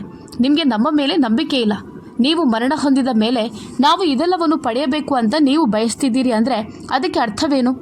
ನಾವು ನಿಮ್ಮ ಮಕ್ಕಳ ಅಥವಾ ಕೆಲಸಗಾರರ ಅಂತ ಚಿಕ್ಕ ಮಗ ಗುಡುಗಿದ. ಅವರಿಬ್ಬರು ನನ್ನ ಮುಂದೆ ಕೋಪದಿಂದ ಸಿಡಿಮಿಡಿಗೊಳ್ಳುತ್ತಿದ್ದರು. ಆದರೆ ನಾನು ಅವರಿಗೆ ಸಮಾಧಾನದಿಂದ ಹೇಳುತ್ತಲೇ ಇದ್ದೆ, ನನ್ನ ಮಾತು ಕೇಳಿ, ಎಲ್ಲವೂ ನಿಮ್ಮದೇ, ಆದರೆ ಇದು ಸರಿಯಾದ ಸಮಯವಲ್ಲ ಎನ್ನುತ್ತಿದ್ದೆ. ನನ್ನ ಪತ್ನಿ ತುಂಬ ಹೊತ್ತಿನಿಂದ ಮೌನವಾಗಿ ನಿಂತಿದ್ದವಳು ಸಹ ಈಗ ಅವರೊಂದಿಗೆ ಸೇರಿ ಮಾತನಾಡಲು ಪ್ರಾರಂಭಿಸಿದಳು. ಅವಿನಾಶ್, ಕೊನೆಗೂ ನೀವು ನಮಗೆ ನೀಡಿದ್ದಾದರೂ ಏನು? ಕೇವಲ ಬಾಯಿ ಮಾತು ಅಷ್ಟೇ. ಇವೆಲ್ಲದರ ಮೇಲೆ ನನ್ನ ಮಕ್ಕಳಿಗೆ ಹಕ್ಕು ಇದೆ ಎಂದಾದ ಮೇಲೆ ನೀವು ಈ ಮನೆಯ ವಾತಾವರಣವನ್ನು ಯಾಕೆ ಕೆಡಿಸ್ತಿದ್ದೀರಿ ಅಂತ ಕಿರುಚುತ್ತಾ ಕೇಳುತ್ತಿದ್ದಳು. ನನ್ನ ಕಣ್ಣ ಮುಂದೆ ನಾನು ಮೊದಲ ಪತ್ನಿಗೆ ಮಾಡಿದ ಅನ್ಯಾಯವು ನೆನಪಾಯಿತು. ಆದರೆ ಅದರ ಪ್ರತಿಫಲ ಮಾತ್ರ ನನ್ನ ಮುಂದೆ ಇತ್ತು. ಆದರೆ ಪಾತ್ರಗಳು ಬದಲಾಗಿದ್ದವು. ಆ ನಿಮಿಷವೇ ನನ್ನ ಮಕ್ಕಳಿಬ್ಬರು ನನ್ನ ಸಾಮಾನುಗಳನ್ನೆಲ್ಲ ಎತ್ತಿ ಹೊರಗಡೆ ಬಿಸಾಡುತ್ತಾ ನನ್ನನ್ನು ಬಾಗಿಲ ಬಳಿಗೆ ತಳ್ಳಿದರು. ಇನ್ನು ಮುಂದೆ ನೀವು ನಮ್ಮೊಟ್ಟಿಗೆ ಇಲ್ಲಿರುವ ಅಗತ್ಯ ಇಲ್ಲ. ಎಲ್ಲವನ್ನು ನಮ್ಮ ಹೆಸರಿಗೆ ಮಾಡೋದಾದರೆ ಮಾತ್ರ ಈ ಮನೆಯಲ್ಲಿ ನಿಮಗೆ ಜಾಗವಿದೆ ಎಂದು ಹೇಳುತ್ತಾ ಚಿಕ್ಕ ಮಗ ಕಿರುಚಾಡಿದ. ಅನಂತರ ಅವರೆಲ್ಲರೂ ಸೇರಿ ನನ್ನನ್ನು ಮನೆಯಿಂದ ಹೊರಗೆ ಹಾಕಿದರು. ನನ್ನ ಹೆಜ್ಜೆಗಳು ತಾನಾಗಿಯೇ ರಸ್ತೆಯಲ್ಲಿ ಚಲಿಸಲಾರಂಭಿಸಿದವು. ನನ್ನ ಕೈಯಲ್ಲಿ ಯಾವ ಬ್ಯಾಗೂ ಇರಲಿಲ್ಲ, ಯಾವ ಸಾಮಾನುಗಳು ಇರಲಿಲ್ಲ, ಯಾವ ಹಣವೂ ಇರಲಿಲ್ಲ. ಕಣ್ಣುಗಳಲ್ಲಿ ಕಣ್ಣೀರು ಮಾತ್ರ ಇತ್ತು. ಹಾಗೆ ಈ ಅಸಹಾಯಕ ಶರೀರವನ್ನು ಹೊತ್ತುಕೊಂಡು ಎಲ್ಲಿಗೆ ಹೋಗಬೇಕು ಅಂತಾನೆ ಗೊತ್ತಾಗುತ್ತಿರಲಿಲ್ಲ. ಅವರೆಲ್ಲರೂ ಸೇರಿ ನನ್ನ ಸಾಮಾನುಗಳನ್ನು ಎತ್ತಿ ಬಿಸಾಡಿದ್ದರು. ಆದರೆ ಅದನ್ನು ಹೊತ್ತುಕೊಂಡು ರಸ್ತೆ ಇಡೀ ಆ ಕಡೆ ಈ ಕಡೆ ಸುತ್ತಾಡುವ ಶಕ್ತಿ ನನ್ನಲ್ಲಿರಲಿಲ್ಲ. ಆ ಕ್ಷಣ ನನ್ನದೇ ಆದ ನಗರದ ಬೀದಿಗಳು ನನಗೆ ಅಪರಿಚಿತವೆನಿಸುತ್ತಿದ್ದವು. ಎಲ್ಲ ಕಡೆ ಸದ್ದು ಗದ್ದಲ ಕೇಳಿಸ್ತಿತ್ತು. ಆದರೆ ನನ್ನೊಳಗಿರುವಂಥ ಮೌನವು ಜೋರಾಗಿ ಕಿರುಚುತ್ತಿತ್ತು. ನಾನು ಒಂದು ಮರದ ಕೆಳಗೆ ಹೋಗಿ ಕುಳಿತು, ಅವಿನಾಶ್, ನೀನು ಯಾವುದಕ್ಕಾಗಿ ಉತ್ತರಾಧಿಕಾರಿ ಬೇಕು ಅಂತ ಕನಸು ಕಾಡುತ್ತಿದ್ದೀಯೋ ಅವರೆಲ್ಲರೂ ಸೇರಿ ನಿನ್ನನ್ನು ಏನೂ ಇಲ್ಲದಂತೆ ಮಾಡಿಬಿಟ್ರು ಅಂತ ನನ್ನಲ್ಲೇ ನಾನು ಹೇಳಿಕೊಳ್ಳುತ್ತಾ ನಾನು ಕೊರಗಿದೆ. ಈಗ ನನ್ನ ಮುಂದೆ ಇರುವ ಒಂದೇ ಒಂದು ಅಸ್ತ್ರವೆಂದರೆ ಅದು ಕಾನೂನಿನ ಆಸರೆಯಾಗಿದ್ದು ನಾನು ಪೊಲೀಸ್ ಸ್ಟೇಷನ್ಗೆ ಹೋಗಬೇಕೆಂದು ತೀರ್ಮಾನಿಸಿದೆ. ಅದಲ್ಲದೆ ನಾನು ನನ್ನ ಕೊನೆಯ ಮಾತಿನಲ್ಲಿ ನನ್ನ ಮಕ್ಕಳೊಂದಿಗೂ ಸಹ ಇದನ್ನು ಹೇಳಿಯೇ ಬಂದಿದ್ದೆ. ಆಗ ಅವರು ನಗುತ್ತಾ, ಎಲ್ಲಿಗೆ ಹೋಗಬೇಕಂತ ಇದ್ದೀರೋ ಅಲ್ಲಿಗೆ ಹೋಗಿ, ಇದೆಲ್ಲವೂ ನಮ್ಮದೇ ಅಂತ ಕಾನೂನಿಗೂ ಗೊತ್ತಿದೆ, ನಿಮಗೆ ನಮ್ಮನ್ನು ತಡೆಯಲು ಆಗೋದಿಲ್ಲ ಎಂದು ಹೇಳುತ್ತಾ ಹೀಯಾಳಿಸಿದರು. ಅವರೆಲ್ಲರ ಮಾತುಗಳು ನನ್ನ ಕಿವಿಗೆ ಈಗಲೂ ಪ್ರತಿಧ್ವನಿಸುತ್ತಿದ್ದವು. ಆದರೆ ನಾನು ಮೌನವಾಗಿದ್ದೆ. ನಾನು ಆಯಾಸಗೊಂಡ ಹೆಜ್ಜೆಗಳೊಂದಿಗೆ ಪೊಲೀಸ್ ಸ್ಟೇಷನ್ಗೆ ತಲುಪಿದಾಗ ಒಬ್ಬ ಕಾನ್ಸ್ಟೇಬಲ್ ಕರುಣೆ ತುಂಬಿದ ಕಣ್ಣುಗಳಿಂದ ನನ್ನ ಕಡೆ ನೋಡಿದ. ಹಾಗೆ ಸ್ವಲ್ಪ ಸಮಯದ ನಂತರ ಆ ಕಾನ್ಸ್ಟೇಬಲ್ ನನ್ನ ಹತ್ತಿರ ಬಂದು, ಏನಾದರೂ ತೊಂದರೆ ಆಗಿದೆಯಾ ಅಂತ ಕೇಳಿದ. ಆಗ ನಾನು, ನನಗೆ ನಿಮ್ಮ SP ಸಾಹೇಬ್ರ ಜೊತೆ ಮಾತನಾಡಲು ಇದೆ ಅಂತ ಹೇಳಿದೆ. ಆಗ ಅವನು ಪುನಃ ನನ್ನಲ್ಲಿ ನಿಮ್ಮ ಹೆಸರೇನು ಎಂದು ಕೇಳಿದಾಗ ನಾನು ಅದಕ್ಕೆ ಉತ್ತರ ನೀಡುತ್ತಾ ನನ್ನ ID ಕಾರ್ಡನ್ನು ಅವನಿಗೆ ತೋರಿಸಿದೆ. ಅದು ಯಾವಾಗಲೂ ನನ್ನ ಜೇಬಿನಲ್ಲೇ ಇರುತ್ತಿದ್ದವು. ಅವನು ಒಂದು ಸಲ ಆ ID ಕಾರ್ಡನ್ನು ಗಮನವಿಟ್ಟು ನೋಡುತ್ತಾ ನಂತರ ನನ್ನ ಮುಖವನ್ನೇ ಆಳವಾಗಿ ಗಮನಿಸಿದ. ಅವನು ನೋಡುವ ರೀತಿಯನ್ನು ನೋಡಿದರೆ ಅವನು ನನ್ನನ್ನು ಗುರುತಿಸಲು ಪ್ರಯತ್ನಿಸ್ತಿದ್ದಾನೆ ಅಂತ ನನಗೆ ಅನ್ನಿಸ್ತು. ಆಗ ಅವನು ಪುನಃ, ನಿಮಗೆ ಏನು ತೊಂದರೆ ಆಗಿದೆ ಅಂತ ಕೇಳಿದ. ಆಗ ನಾನು ಅವನಲ್ಲಿ ನನ್ನ ದುಃಖವನ್ನು ತೋಡಿಕೊಳ್ಳುತ್ತಾ ನನ್ನ ಕಥೆಯನ್ನೆಲ್ಲ ಅವನ ಮುಂದೆ ಇಟ್ಟಿದ್ದೆ. ನನಗೆ 2 ಗಂಡು ಮಕ್ಕಳು. ನಾನು ಅವರಿಗೋಸ್ಕರ ನನ್ನ ಮೊದಲ ಪತ್ನಿ ಹಾಗೂ 3 ಹೆಣ್ಣು ಮಕ್ಕಳನ್ನು ಸಹ ಬಿಟ್ಟು ಬಂದದ್ದು ಮಾತ್ರವಲ್ಲದೆ ಇವರಿಗೋಸ್ಕರ ನನ್ನ ಸರ್ವಸ್ವವನ್ನೇ ಅರ್ಪಿಸಿದೆ. ಆದರೆ ಇವರೀಗ ನನ್ನನ್ನು ಮನೆಯಿಂದ ಹೊರಗೆ ಹಾಕಿದ್ದಾರೆ, ಕೇವಲ ನನ್ನ ಆಸ್ತಿಗೋಸ್ಕರ ಎಂದು ಅಳುತ್ತಾ ಹೇಳಿದೆ. ನನ್ನ ಪೂರ್ತಿ ಮಾತನ್ನು ಕೇಳಿದ ನಂತರ ಅವನು ನನ್ನಲ್ಲಿ, ನಿಮಗೆ ಇಲ್ಲಿಯ SP ಯಾರು ಅಂತ ಗೊತ್ತಿದೆಯಾ ಅಂತ ಕೇಳಿದ. ನಾನು ಅವನಲ್ಲಿ ಇಲ್ಲ ಎಂದು ತಲೆ ಆಡಿಸಿದೆ. ಆಗ ಅವನು ಮೆಲ್ಲನೆ ನನ್ನ ಹತ್ತಿರ ಬಂದು, ಇಲ್ಲಿಯ SP ಮೇಡಮ್ ರಶ್ಮಿ ಅವಿನಾಶ್ ವರ್ಮಾ ಆಗಿದ್ದಾರೆ ಎಂದು ಹೇಳಿದ. ಅವನ ಮಾತನ್ನು ಕೇಳಿಸಿಕೊಂಡ ನಂತರ ನನ್ನ ಹೃದಯವು ಬಡಿಯುವುದನ್ನೇ ನಿಲ್ಲಿಸಿತು. ರಶ್ಮಿ ಅವಿನಾಶ್ ವರ್ಮಾ? ಆದರೆ ಅವಿನಾಶ್ ವರ್ಮಾ ನಾನೇ, ಹಾಗೂ ರಶ್ಮಿ ಅಂತ ನನ್ನ ದೊಡ್ಡ ಮಗಳ ಹೆಸರು. ನನ್ನ ತುಟಿಗಳು ನಡುಗತೊಡಗಿದ್ದವು. ರಶ್ಮಿ ನನ್ನ ದೊಡ್ಡ ಮಗಳು ಎಂದು ಹೇಳುತ್ತಾ ನಾನು ತೊದಲತೊಡಗಿದೆ. ಆಗ ಅವನು, ಅವರ ಫೈಲ್ನಲ್ಲಿ ನಿಮ್ಮ ಕಾರ್ಡನ್ನು ಹಾಕಲಾಗಿತ್ತು, ಹಾಗಾಗಿ ನಾನು ನಿಮ್ಮನ್ನು ನೋಡಿ ಗುರುತಿಸಿದೆ, ಹಾಗೂ ನನಗೆ ನೀವು ಅವರ ತಂದೆ ಎಂದು ಅರ್ಥವಾಯಿತು ಎಂದ. ಅದನ್ನು ಕೇಳಿ ನಾನು ಆಶ್ಚರ್ಯಗೊಂಡಿದ್ದೆ. ನನ್ನ ಕಣ್ಣ ಮುಂದೆ ನನ್ನ ಮಗಳ ಹಳೆಯ ಚಿತ್ರಣವು ಸುತ್ತುವರಿಯತೊಡಗಿತ್ತು. ಆ ಮುಗ್ಧ ಮಗುವನ್ನು ನಾನು ಎಂದಿಗೂ ನನ್ನ ಮಡಿಲಲ್ಲಿ ಎತ್ತಿಕೊಳ್ಳಲೇ ಇಲ್ಲ. ನನ್ನ ಕಿರುಬೆರಳನ್ನು ಹಿಡಿದುಕೊಂಡು ನಡೆಯಲು ಅವಳು ಆಸೆ ಪಡುತ್ತಿದ್ದಳು. ಆದರೆ ನಾನು ಅವಳ ಕಡೆ ಯಾವ ಗಮನವನ್ನು ನೀಡಲಿಲ್ಲ. ಅವಳ ಮಾತುಗಳಿಗೆ ನಾನು ಯಾವತ್ತೂ ಕೂಡ ಪ್ರಾಮುಖ್ಯತೆ ಕೊಡಲಿಲ್ಲ. ಆ ಮಗು ಈಗ SP ಆಗಿದ್ದಾಳೆಂದು ತಿಳಿದು ನನಗೆ ಮಾತುಗಳೇ ಹೊರಡಲಿಲ್ಲ. ಅದರ ನಂತರ ಆ ಕಾನ್ಸ್ಟೇಬಲ್ ಅಲ್ಲಿಂದ ಹೊರಟ. ಸ್ವಲ್ಪ ಹೊತ್ತಿನ ನಂತರ ನನ್ನನ್ನು ಕ್ಯಾಬಿನ್ಗೆ ಕಳುಹಿಸಲಾಯಿತು. ನನ್ನ ಹೃದಯದಲ್ಲಿ ಹೆದರಿಕೆ ಹಾಗೂ ಮುಜುಗರವಿತ್ತು. ಆದರೆ ಅದರ ಮಧ್ಯದಲ್ಲಿ ನನ್ನ ಮಗಳು ಬಹುಶಃ ನನ್ನನ್ನು ನೋಡಲು ಇಚ್ಛಿಸುವಳು ಎಂಬ ಭರವಸೆಯು ನನ್ನಲ್ಲಿತ್ತು. ನಿಜವಾಗ್ಲೂ ಅವಳು ನನ್ನ ಮಗಳೇ. ನಾನು ನನ್ನ ಸ್ವಾರ್ಥಕ್ಕಾಗಿ ನನ್ನ ಹೆಣ್ಣು ಮಕ್ಕಳನ್ನು ಬಿಟ್ಟು ಬಂದಿದ್ದೆ. ನನ್ನನ್ನು ಆ ಕಾನ್ಸ್ಟೇಬಲ್ ತನ್ನ ಜೊತೆ SP ಆ ಕೋಣೆಗೆ ಕರೆದುಕೊಂಡು ಹೋದ. ಬಾಗಿಲು ತೆರೆದಾಗ ನನ್ನ ಮುಂದೆ ಚೇರ್ನಲ್ಲಿ ಒಂದು ಸುಂದರ ಮುಖದ ಸಮವಸ್ತ್ರ ಧರಿಸಿಕೊಂಡು ಗಂಭೀರವಾಗಿ ಕುಳಿತ ಒಂದು ಹೆಣ್ಣು ಮಗಳು ಕಾಣಿಸಿಕೊಂಡಳು. ಅವಳ ಮುಖವು ನನ್ನ ಮೊದಲ ಪತ್ನಿಯ ಹಾಗೆ ಇತ್ತು. ನಾನು ಅವಳನ್ನು ನನ್ನ ಮೊದಲ ನೋಟದಲ್ಲೇ ಗುರುತಿಸಿದೆ. ಆದರೆ ಬಾಲ್ಯದಲ್ಲಿ ನೋಡಿದಂಥ ಮುಗ್ಧತೆಯು ಈಗ ಗಾಂಭೀರ್ಯದಲ್ಲಿ ಬದಲಾಗಿತ್ತು. ಆ ಕಾನ್ಸ್ಟೇಬಲ್ ಅವಳ ಎದುರು ಇದ್ದಂಥ ಚೇರ್ನಲ್ಲಿ ನನ್ನನ್ನು ಕುಳಿತುಕೊಳ್ಳಿಸಿದ. ಆಗ ಅವಳು ನಿಮ್ಮ ಹೆಸರೇನು ಅಂತ ಕೇಳಿದಳು. ನಾನು ನನ್ನೊಳಗೆ ಎಲ್ಲ ಶಕ್ತಿಯನ್ನು ಒಟ್ಟಾಗಿಸಿ ನನ್ನ ಮಗಳೇ ರಶ್ಮಿ ಅಂತ ಕರೆದೆ. ಈ 2 ಪದಗಳು ನನ್ನ ಬಾಯಿಂದ ಹೊರಡುತ್ತಲೇ ಅವಳ ಕಣ್ಣುಗಳಿಂದ ಕಣ್ಣೀರು ಹರಿಯಿತು. ಅವಳು ನನ್ನ ಸ್ವರವನ್ನು ಗುರುತಿಸಿಕೊಂಡಳು. ಅವಳು ಅಳುತ್ತಾ ಕಿರುಚುತ್ತಾ ಕಾನ್ಸ್ಟೇಬಲನ್ನು ಕರೆದು, ಇವರನ್ನು ಇಲ್ಲಿಂದ ಕರೆದುಕೊಂಡು ಹೋಗಿ ನನ್ನ ಕೋಣೆಯಿಂದ ಹೊರಗೆ ಹಾಕಿ ಅಂತ ಹೇಳಿದಳು. ನಾನು ಅವಳಲ್ಲಿ ಏನೋ ಹೇಳಲು ಮುಂದೆ ಹೋದಾಗ ಅಲ್ಲಿದ್ದಂಥ 2 ಕಾನ್ಸ್ಟೇಬಲ್ಸ್ ನನ್ನ ತೋಳುಗಳನ್ನು ಹಿಡಿದುಕೊಂಡು ನನ್ನನ್ನು ಆ ಕೋಣೆಯಿಂದ ಹೊರಗೆ ನಿಲ್ಲಿಸಿದರು. ನಾನು ಅಲ್ಲೇ ಬಾಗಿಲ ಹತ್ತಿರ ನಿಂತು ಬಿಕ್ಕಿ ಬಿಕ್ಕಿ ಅಳುತ್ತಿದ್ದೆ. ಅದರ ನಂತರ ಒಂದು ಹೆಣ್ಣು ಕಾನ್ಸ್ಟೇಬಲ್ ಅಲ್ಲಿಗೆ ಬಂದಳು. ಅವಳು ನನ್ನನ್ನು ಬೇರೆ ಕೋಣೆಗೆ ಕರೆದುಕೊಂಡು ಹೋಗಿ ನನಗೆ ತಂಪು ಪಾನೀಯವನ್ನು ನೀಡಿ, ಅಂಕಲ್, ನೀವಿದನ್ನು ತೆಗೆದುಕೊಳ್ಳಿ, ಮೇಡಮ್ ಈಗ ಇಲ್ಲಿಗೆ ಬಂದು ನಿಮ್ಮೊಂದಿಗೆ ಮಾತನಾಡುತ್ತಾರೆ ಎಂದಳು. ಆಗ ನನಗೆ ಸ್ವಲ್ಪ ನೆಮ್ಮದಿಯಾಗಿತ್ತು. ಖಂಡಿತವಾಗ್ಲೂ ನನ್ನ ಮಗಳು ನನ್ನನ್ನು ಕ್ಷಮಿಸುತ್ತಾಳೆ ಎಂಬ ಒಂದು ಸಣ್ಣ ಭರವಸೆ ನನ್ನಲ್ಲಿ ಮೂಡಿತ್ತು. ನಾನು ಮೌನವಾಗಿ ಅಲ್ಲೇ ಕುಳಿತುಕೊಂಡು ನನ್ನ ಹಳೆಯ ಜೀವನವನ್ನು ಮೆಲುಕು ಹಾಕತೊಡಗಿದೆ. ಯಾವ ಸಮಯದಲ್ಲಿ ನಾನು ಮನೆ ಬಿಟ್ಟು ಬಂದಿದ್ದೇನೋ ಆಗ ನನ್ನ ಹೆಂಡತಿ ಹಾಗೂ ನನ್ನ ಅಮ್ಮ ನನ್ನ ಕೈಕಾಲು ಹಿಡಿದುಕೊಂಡು ರೋಧಿಸುತ್ತಿದ್ದರು. ಆಗ ನನ್ನ 3 ಹೆಣ್ಣು ಮಕ್ಕಳಿಗೆ ಅಲ್ಲಿ ಏನು ನಡೆಯುತ್ತಿದೆ ಅಂತ ಗೊತ್ತಿರಲೇ ಇಲ್ಲ. ಅವರಿಗೆ ಅವರ ತಂದೆ ಏನು ಮಾಡುತ್ತಿದ್ದಾರೆ ಅಂತ ಅರಿವಿರಲಿಲ್ಲ. ಇವತ್ತು ಅದೇ ಮಗಳು ರಶ್ಮಿ ನನ್ನ ಜೀವನದ ಏಕೈಕ ಆಧಾರವಾಗಿ ಕಾಣುತ್ತಿದ್ದಳು. ಸ್ವಲ್ಪ ಹೊತ್ತಿನ ನಂತರ ರಶ್ಮಿ ಕೋಣೆಯೊಳಗೆ ಬಂದು, ನೀವು ತಂಪು ಪಾನೀಯವನ್ನು ಯಾಕೆ ಸೇವಿಸಲಿಲ್ಲ? ಇದನ್ನು ಕುಡಿಯಿರಿ, ಇದು ನಿಮಗೆ ತುಂಬ ಅಗತ್ಯವಾಗಿದೆ ಎಂದಳು. ನಾನು ಅವಳ ಕಡೆ ನೋಡಿ ಅದನ್ನು ಎತ್ತಿಕೊಂಡೆ. ನನ್ನ ಕೈಗಳು ನಡುಗುತ್ತಿದ್ದವು. ನನ್ನ ನೋಟವು ಪದೇ ಪದೇ ಅವಳ ಮುಖವನ್ನು ನೋಡುತ್ತಲೇ ಇತ್ತು. ನಾನು ಅವಳ ಜೊತೆ ಮಾತನಾಡಲು ಶಬ್ದಗಳನ್ನು ಹುಡುಕುತ್ತಿದ್ದೆ, ಆದರೆ ನಾಲಿಗೆ ಮೇಲೆ ಅದು ಬರುತ್ತಲೇ ಇರಲಿಲ್ಲ. ಅನಂತರ ನಾನು ಮೆಲ್ಲನೆ, ಮಗಳೇ, ನನ್ನನ್ನು ಕ್ಷಮಿಸಿಬಿಡು ಎಂದು ಕೇಳುತ್ತಿದ್ದಂತೆ ಅವಳು ತನ್ನ ಕೈಯನ್ನು ಎತ್ತಿ ನಿಲ್ಲಿಸಿ ಎಂದು ಹೇಳುತ್ತಾ, ನನಗೆ ಇದರ ಅಗತ್ಯವಿಲ್ಲ ಎಂದಳು. ಅವಳ ಸ್ವರವೂ ಕೂಡ ನಡುಗುತ್ತಿತ್ತು. ಬಹುಶಃ ಅವಳ ಹೃದಯವು ತನ್ನ ಸ್ಥಿರತೆಯನ್ನು ಕಳೆದುಕೊಳ್ಳುತ್ತಿದೆ ಅಂತ ನನಗೆ ಅನ್ನಿಸ್ತಿತ್ತು. ಆನಂತರ ಅವಳು ತನ್ನ ಮಾತನ್ನು ಮುಂದುವರಿಸುತ್ತಾ, ನಮಗೆ ನಿಮ್ಮ ತೊಂದರೆ ಏನು ಅಂತ ಗೊತ್ತಾಗಿದೆ. ನಾವು ನಿಮ್ಮ ಗಂಡು ಮಕ್ಕಳ ವಿರುದ್ಧ FIR ದಾಖಲಿಸಿದ್ದೇವೆ. ಕಾನೂನು ಅದರ ಬಗ್ಗೆ ಕೆಲಸವನ್ನು ಮಾಡುತ್ತದೆ ಎಂದಳು. ನನ್ನ ಕಣ್ಣುಗಳಿಂದ ಕಣ್ಣೀರು ಹರಿಯುತ್ತಿತ್ತು. ಹಾಗೆ ಈ ಕಷ್ಟದ ಸಂದರ್ಭದಲ್ಲಿ ನನ್ನ ಮಗಳು ನನಗೆ ಜೊತೆಯಾಗುವಳು ಎಂಬ ನಂಬಿಕೆ ನನ್ನಲ್ಲಿತ್ತು. ಆಗ ಅವಳು ತಕ್ಷಣವೇ ನನ್ನನ್ನು ನೋಡುತ್ತಾ, ನನಗೆ ನಿಮ್ಮ ಪರಿಚಯವಿಲ್ಲ, ನೀವು ಯಾರು ಅಂತಾನೂ ಗೊತ್ತಿಲ್ಲ, ಕೇವಲ ಕಾನೂನಾತ್ಮಕವಾಗಿ ನಾನು ಈ ಕೆಲಸವನ್ನು ಮಾಡುತ್ತಿದ್ದೇನೆ ಅಷ್ಟೇ. ಹಾಗೆ ನಿರಪರಾಧಿಗಳ ಜೊತೆ ನಿಲ್ಲೋದು ನಮ್ಮ ಕರ್ತವ್ಯವಾಗಿದೆ. ಹಾಗೂ ನಿಮ್ಮ ಈ ಮೃದು ಪದಗಳನ್ನೆಲ್ಲ ನಿಮ್ಮ ಗಂಡು ಮಕ್ಕಳಿಗೆ ಮೀಸಲಾಗಿರಿಸಿ, ಅವರು ಈಗಲೂ ನಿಮ್ಮನ್ನು ಕಾಯುತ್ತಿರಬಹುದು ಎಂದು ಹೇಳುತ್ತಾ ಅವಳು ಹಿಂತಿರುಗಿ ಆ ಕೋಣೆಯಿಂದ ಹೊರಗೆ ಹೋದಳು. ನಾನು ಅಲ್ಲೇ ದಂಗಾಗಿ ಕುಳಿತಿದ್ದೆ. ಅವಳ ಈ ಪದವು ನನ್ನನ್ನು ನುಚ್ಚು ನೂರಾಗಿಸಿತ್ತು. ಇಡೀ ಜೀವನದಲ್ಲಿ ನಾನು ನನ್ನ ಗಂಡು ಮಕ್ಕಳೇ ನನ್ನ ಉತ್ತರಾಧಿಕಾರಿಗಳೆಂದು ಅರ್ಥ ಮಾಡಿಕೊಂಡಿದ್ದೆ. ಆದರೆ ಇವತ್ತು ನನ್ನ ಮಗಳು ನನಗೋಸ್ಕರ ಮಾಡಿದ ಸಹಾಯವನ್ನು ನನ್ನ ಗಂಡು ಮಕ್ಕಳು ಕೂಡ ನನಗೆ ಮಾಡಿರಲಿಲ್ಲ. ಅವಳು ನನಗೆ ಕಾನೂನಿನ ಬಾಗಿಲನ್ನು ತೆರೆದುಕೊಟ್ಟಳು. ನನ್ನ ಮಾತನ್ನು ತಾಳ್ಮೆಯಿಂದ ಕೇಳಿದಳು. ನನ್ನ ಅಸಹಾಯಕತೆಯನ್ನು ಅರಿತು ನನ್ನ ದುಃಖಕ್ಕೆ ಸ್ಪಂದಿಸಿದಳು. ಆದರೆ ಆಗ ನಾನು ಕಳೆದುಕೊಂಡ ಆ ಸಂಬಂಧದ ಅಗತ್ಯ ನನಗೆ ಈಗ ತುಂಬಾನೇ ಇತ್ತು. ಮಗಳ ಪ್ರೀತಿ, ಅವಳ ಕ್ಷಮೆ, ಅದನ್ನು ಮಾತ್ರ ಅವಳು ನನ್ನಿಂದ ಕಿತ್ತುಕೊಂಡಳು. ಬಹುಶಃ ನಾನೇ ನನ್ನ ಕೈಯಾರೆ ಎಲ್ಲವನ್ನೂ ಹಾಳು ಮಾಡಿಬಿಟ್ಟಿದ್ದೆ. ನನ್ನ ಮಗಳು ಇವತ್ತು ನ್ಯಾಯದ ಕುರ್ಚಿಯಲ್ಲಿ ಕುಳಿತುಕೊಂಡು ನನಗೋಸ್ಕರ ಎಲ್ಲವನ್ನೂ ಮಾಡುತ್ತಿದ್ದಳು. ಒಬ್ಬಳು ತಂದೆ ಮಗಳಿಗೆ ಏನೆಲ್ಲ ಮಾಡಬೇಕಾಗಿತ್ತೋ ಅದನ್ನು ಅವಳು ಕರ್ತವ್ಯವೆಂದು ನಿರ್ವಹಿಸುತ್ತಿದ್ದಳು. ಆದರೆ ಅವಳು ತನ್ನ ಬಾಯಿಂದ ಅಪ್ಪ ಅಂತ ಮಾತ್ರ ನನ್ನನ್ನು ಕರೆಯಲಿಲ್ಲ. ಆ ಕೋಣೆ ತುಂಬ ಮೌನವಾಗಿತ್ತು. ಹೊರಗಡೆ ಹಗುರವಾದ ಮಳೆಯು ಸುರಿಯುತ್ತಿತ್ತು. ನಾನು ಕೂಡ ಒಳಗಿಂದೊಳಗೆ ಅಳುತ್ತಿದ್ದೆ. ಈಗ ನನಗೆ ಕೇವಲ ನ್ಯಾಯಾಲಯದ ಸಹಾಯವೊಂದೇ ಬಾಕಿ ಇತ್ತು. ಬಹುಶಃ ನನ್ನ ಜೀವನದ ಬಹುದೊಡ್ಡ ಸಾಕ್ಷಿಯನ್ನು ನಾನು ಆ ಕೋಣೆಯೊಳಗೆ ನೀಡಲು ಬಯಸಿದ್ದೆ. ಆಗ ಒಬ್ಬ ಕಾನ್ಸ್ಟೇಬಲ್ ಬಂದು, ನಿಮ್ಮ ಮಕ್ಕಳು ನಿಮ್ಮನ್ನು ಮನೆಯಿಂದ ಹೊರಗೆ ಹಾಕಿರೋದ್ರಿಂದ ನೀವು ನಿಮಗೆ ತೀರ್ಪು ಸಿಗುವವರೆಗೂ ಇಲ್ಲೇ ಇರ್ಬೋದು. ನಿಮಗೆ ನ್ಯಾಯ ಸಿಕ್ಕ ಮೇಲೆ ನೀವು ಗೌರವದಿಂದ ನಿಮ್ಮ ಮನೆಗೆ ಹೋಗಿ ಜೀವಿಸಬಹುದು ಅಂತ ಮೇಡಮ್ ಹೇಳಿದ್ದಾರೆ ಎಂದ. ನಾನು ಮೌನವಾಗಿ ಅಲ್ಲೇ ಕುಳಿತೆ. ಸ್ವಲ್ಪ ಸಮಯದ ನಂತರ ನನಗೆ ಕಾನ್ಸ್ಟೇಬಲ್ಸ್ಗಳ ವಿಶ್ರಾಂತಿಯ ಕೊಠಡಿಯಲ್ಲಿ ಒಂದು ಸ್ಥಳವನ್ನು ನೀಡಿದರು. ಅಲ್ಲಿ ನನಗೆ ಸ್ವಲ್ಪ ನೆಮ್ಮದಿಯ ವಾತಾವರಣ ಸಿಕ್ಕಿತು. ಬೆಳಗ್ಗಿನ ತಿಂಡಿ, ಮಧ್ಯಾಹ್ನದ ಊಟ ಹಾಗೂ ರಾತ್ರಿಯ ಊಟವನ್ನು ನನಗೆ ಸಮಯಕ್ಕೆ ಸರಿಯಾಗಿ ನೀಡುತ್ತಿದ್ದರು. ಇದೆಲ್ಲವನ್ನು ಅವರು ಗೌರವದಿಂದ ಮಾಡುತ್ತಿದ್ದರು. ಯಾವುದೋ ಪ್ರಶ್ನೋತ್ತರಗಳಿಲ್ಲದೆ, ಯಾವುದೇ ಒಂದು ಪಕ್ಷಪಾತ ತೋರಿಸದೆ ನನ್ನನ್ನು ಚೆನ್ನಾಗಿ ನೋಡಿಕೊಳ್ಳುತ್ತಿದ್ದರು. ನನಗೆ ಮನೆಯಲ್ಲಿ ಸಿಗದ ಆ ಒಂದು ನೆಮ್ಮದಿಯು ಅಲ್ಲಿ ಸಿಕ್ಕಿತು. ನಾನು ಯಾವ ಮಗುವನ್ನು ಚಿಕ್ಕಂದಿನಿಂದಲೇ ತಿರಸ್ಕರಿಸಿದ್ದೆನೋ ಆ ಮಗಳೇ ನನಗೆ ಎಲ್ಲವನ್ನೂ ಒಳ್ಳೆಯ ರೀತಿಯಿಂದ ಮಾಡಿಕೊಡುತ್ತಿದ್ದಳು. ಆದರೆ ನಾನು ಅವಳ ತಂದೆಯಾಗಿದ್ದು ಸಹ ಅವಳನ್ನು ಅಪರಿಚಿತಳಂತೆ ನೋಡಿದ್ದೆ. ಅದೇ ಈಗ ಅವಳು ದೊಡ್ಡವಳಾಗಿ ನನ್ನನ್ನು ಅಪಹಾಸ್ಯ ಮಾಡುವಂತೆ ನನಗೆ ಕಾಡುತ್ತಿತ್ತು.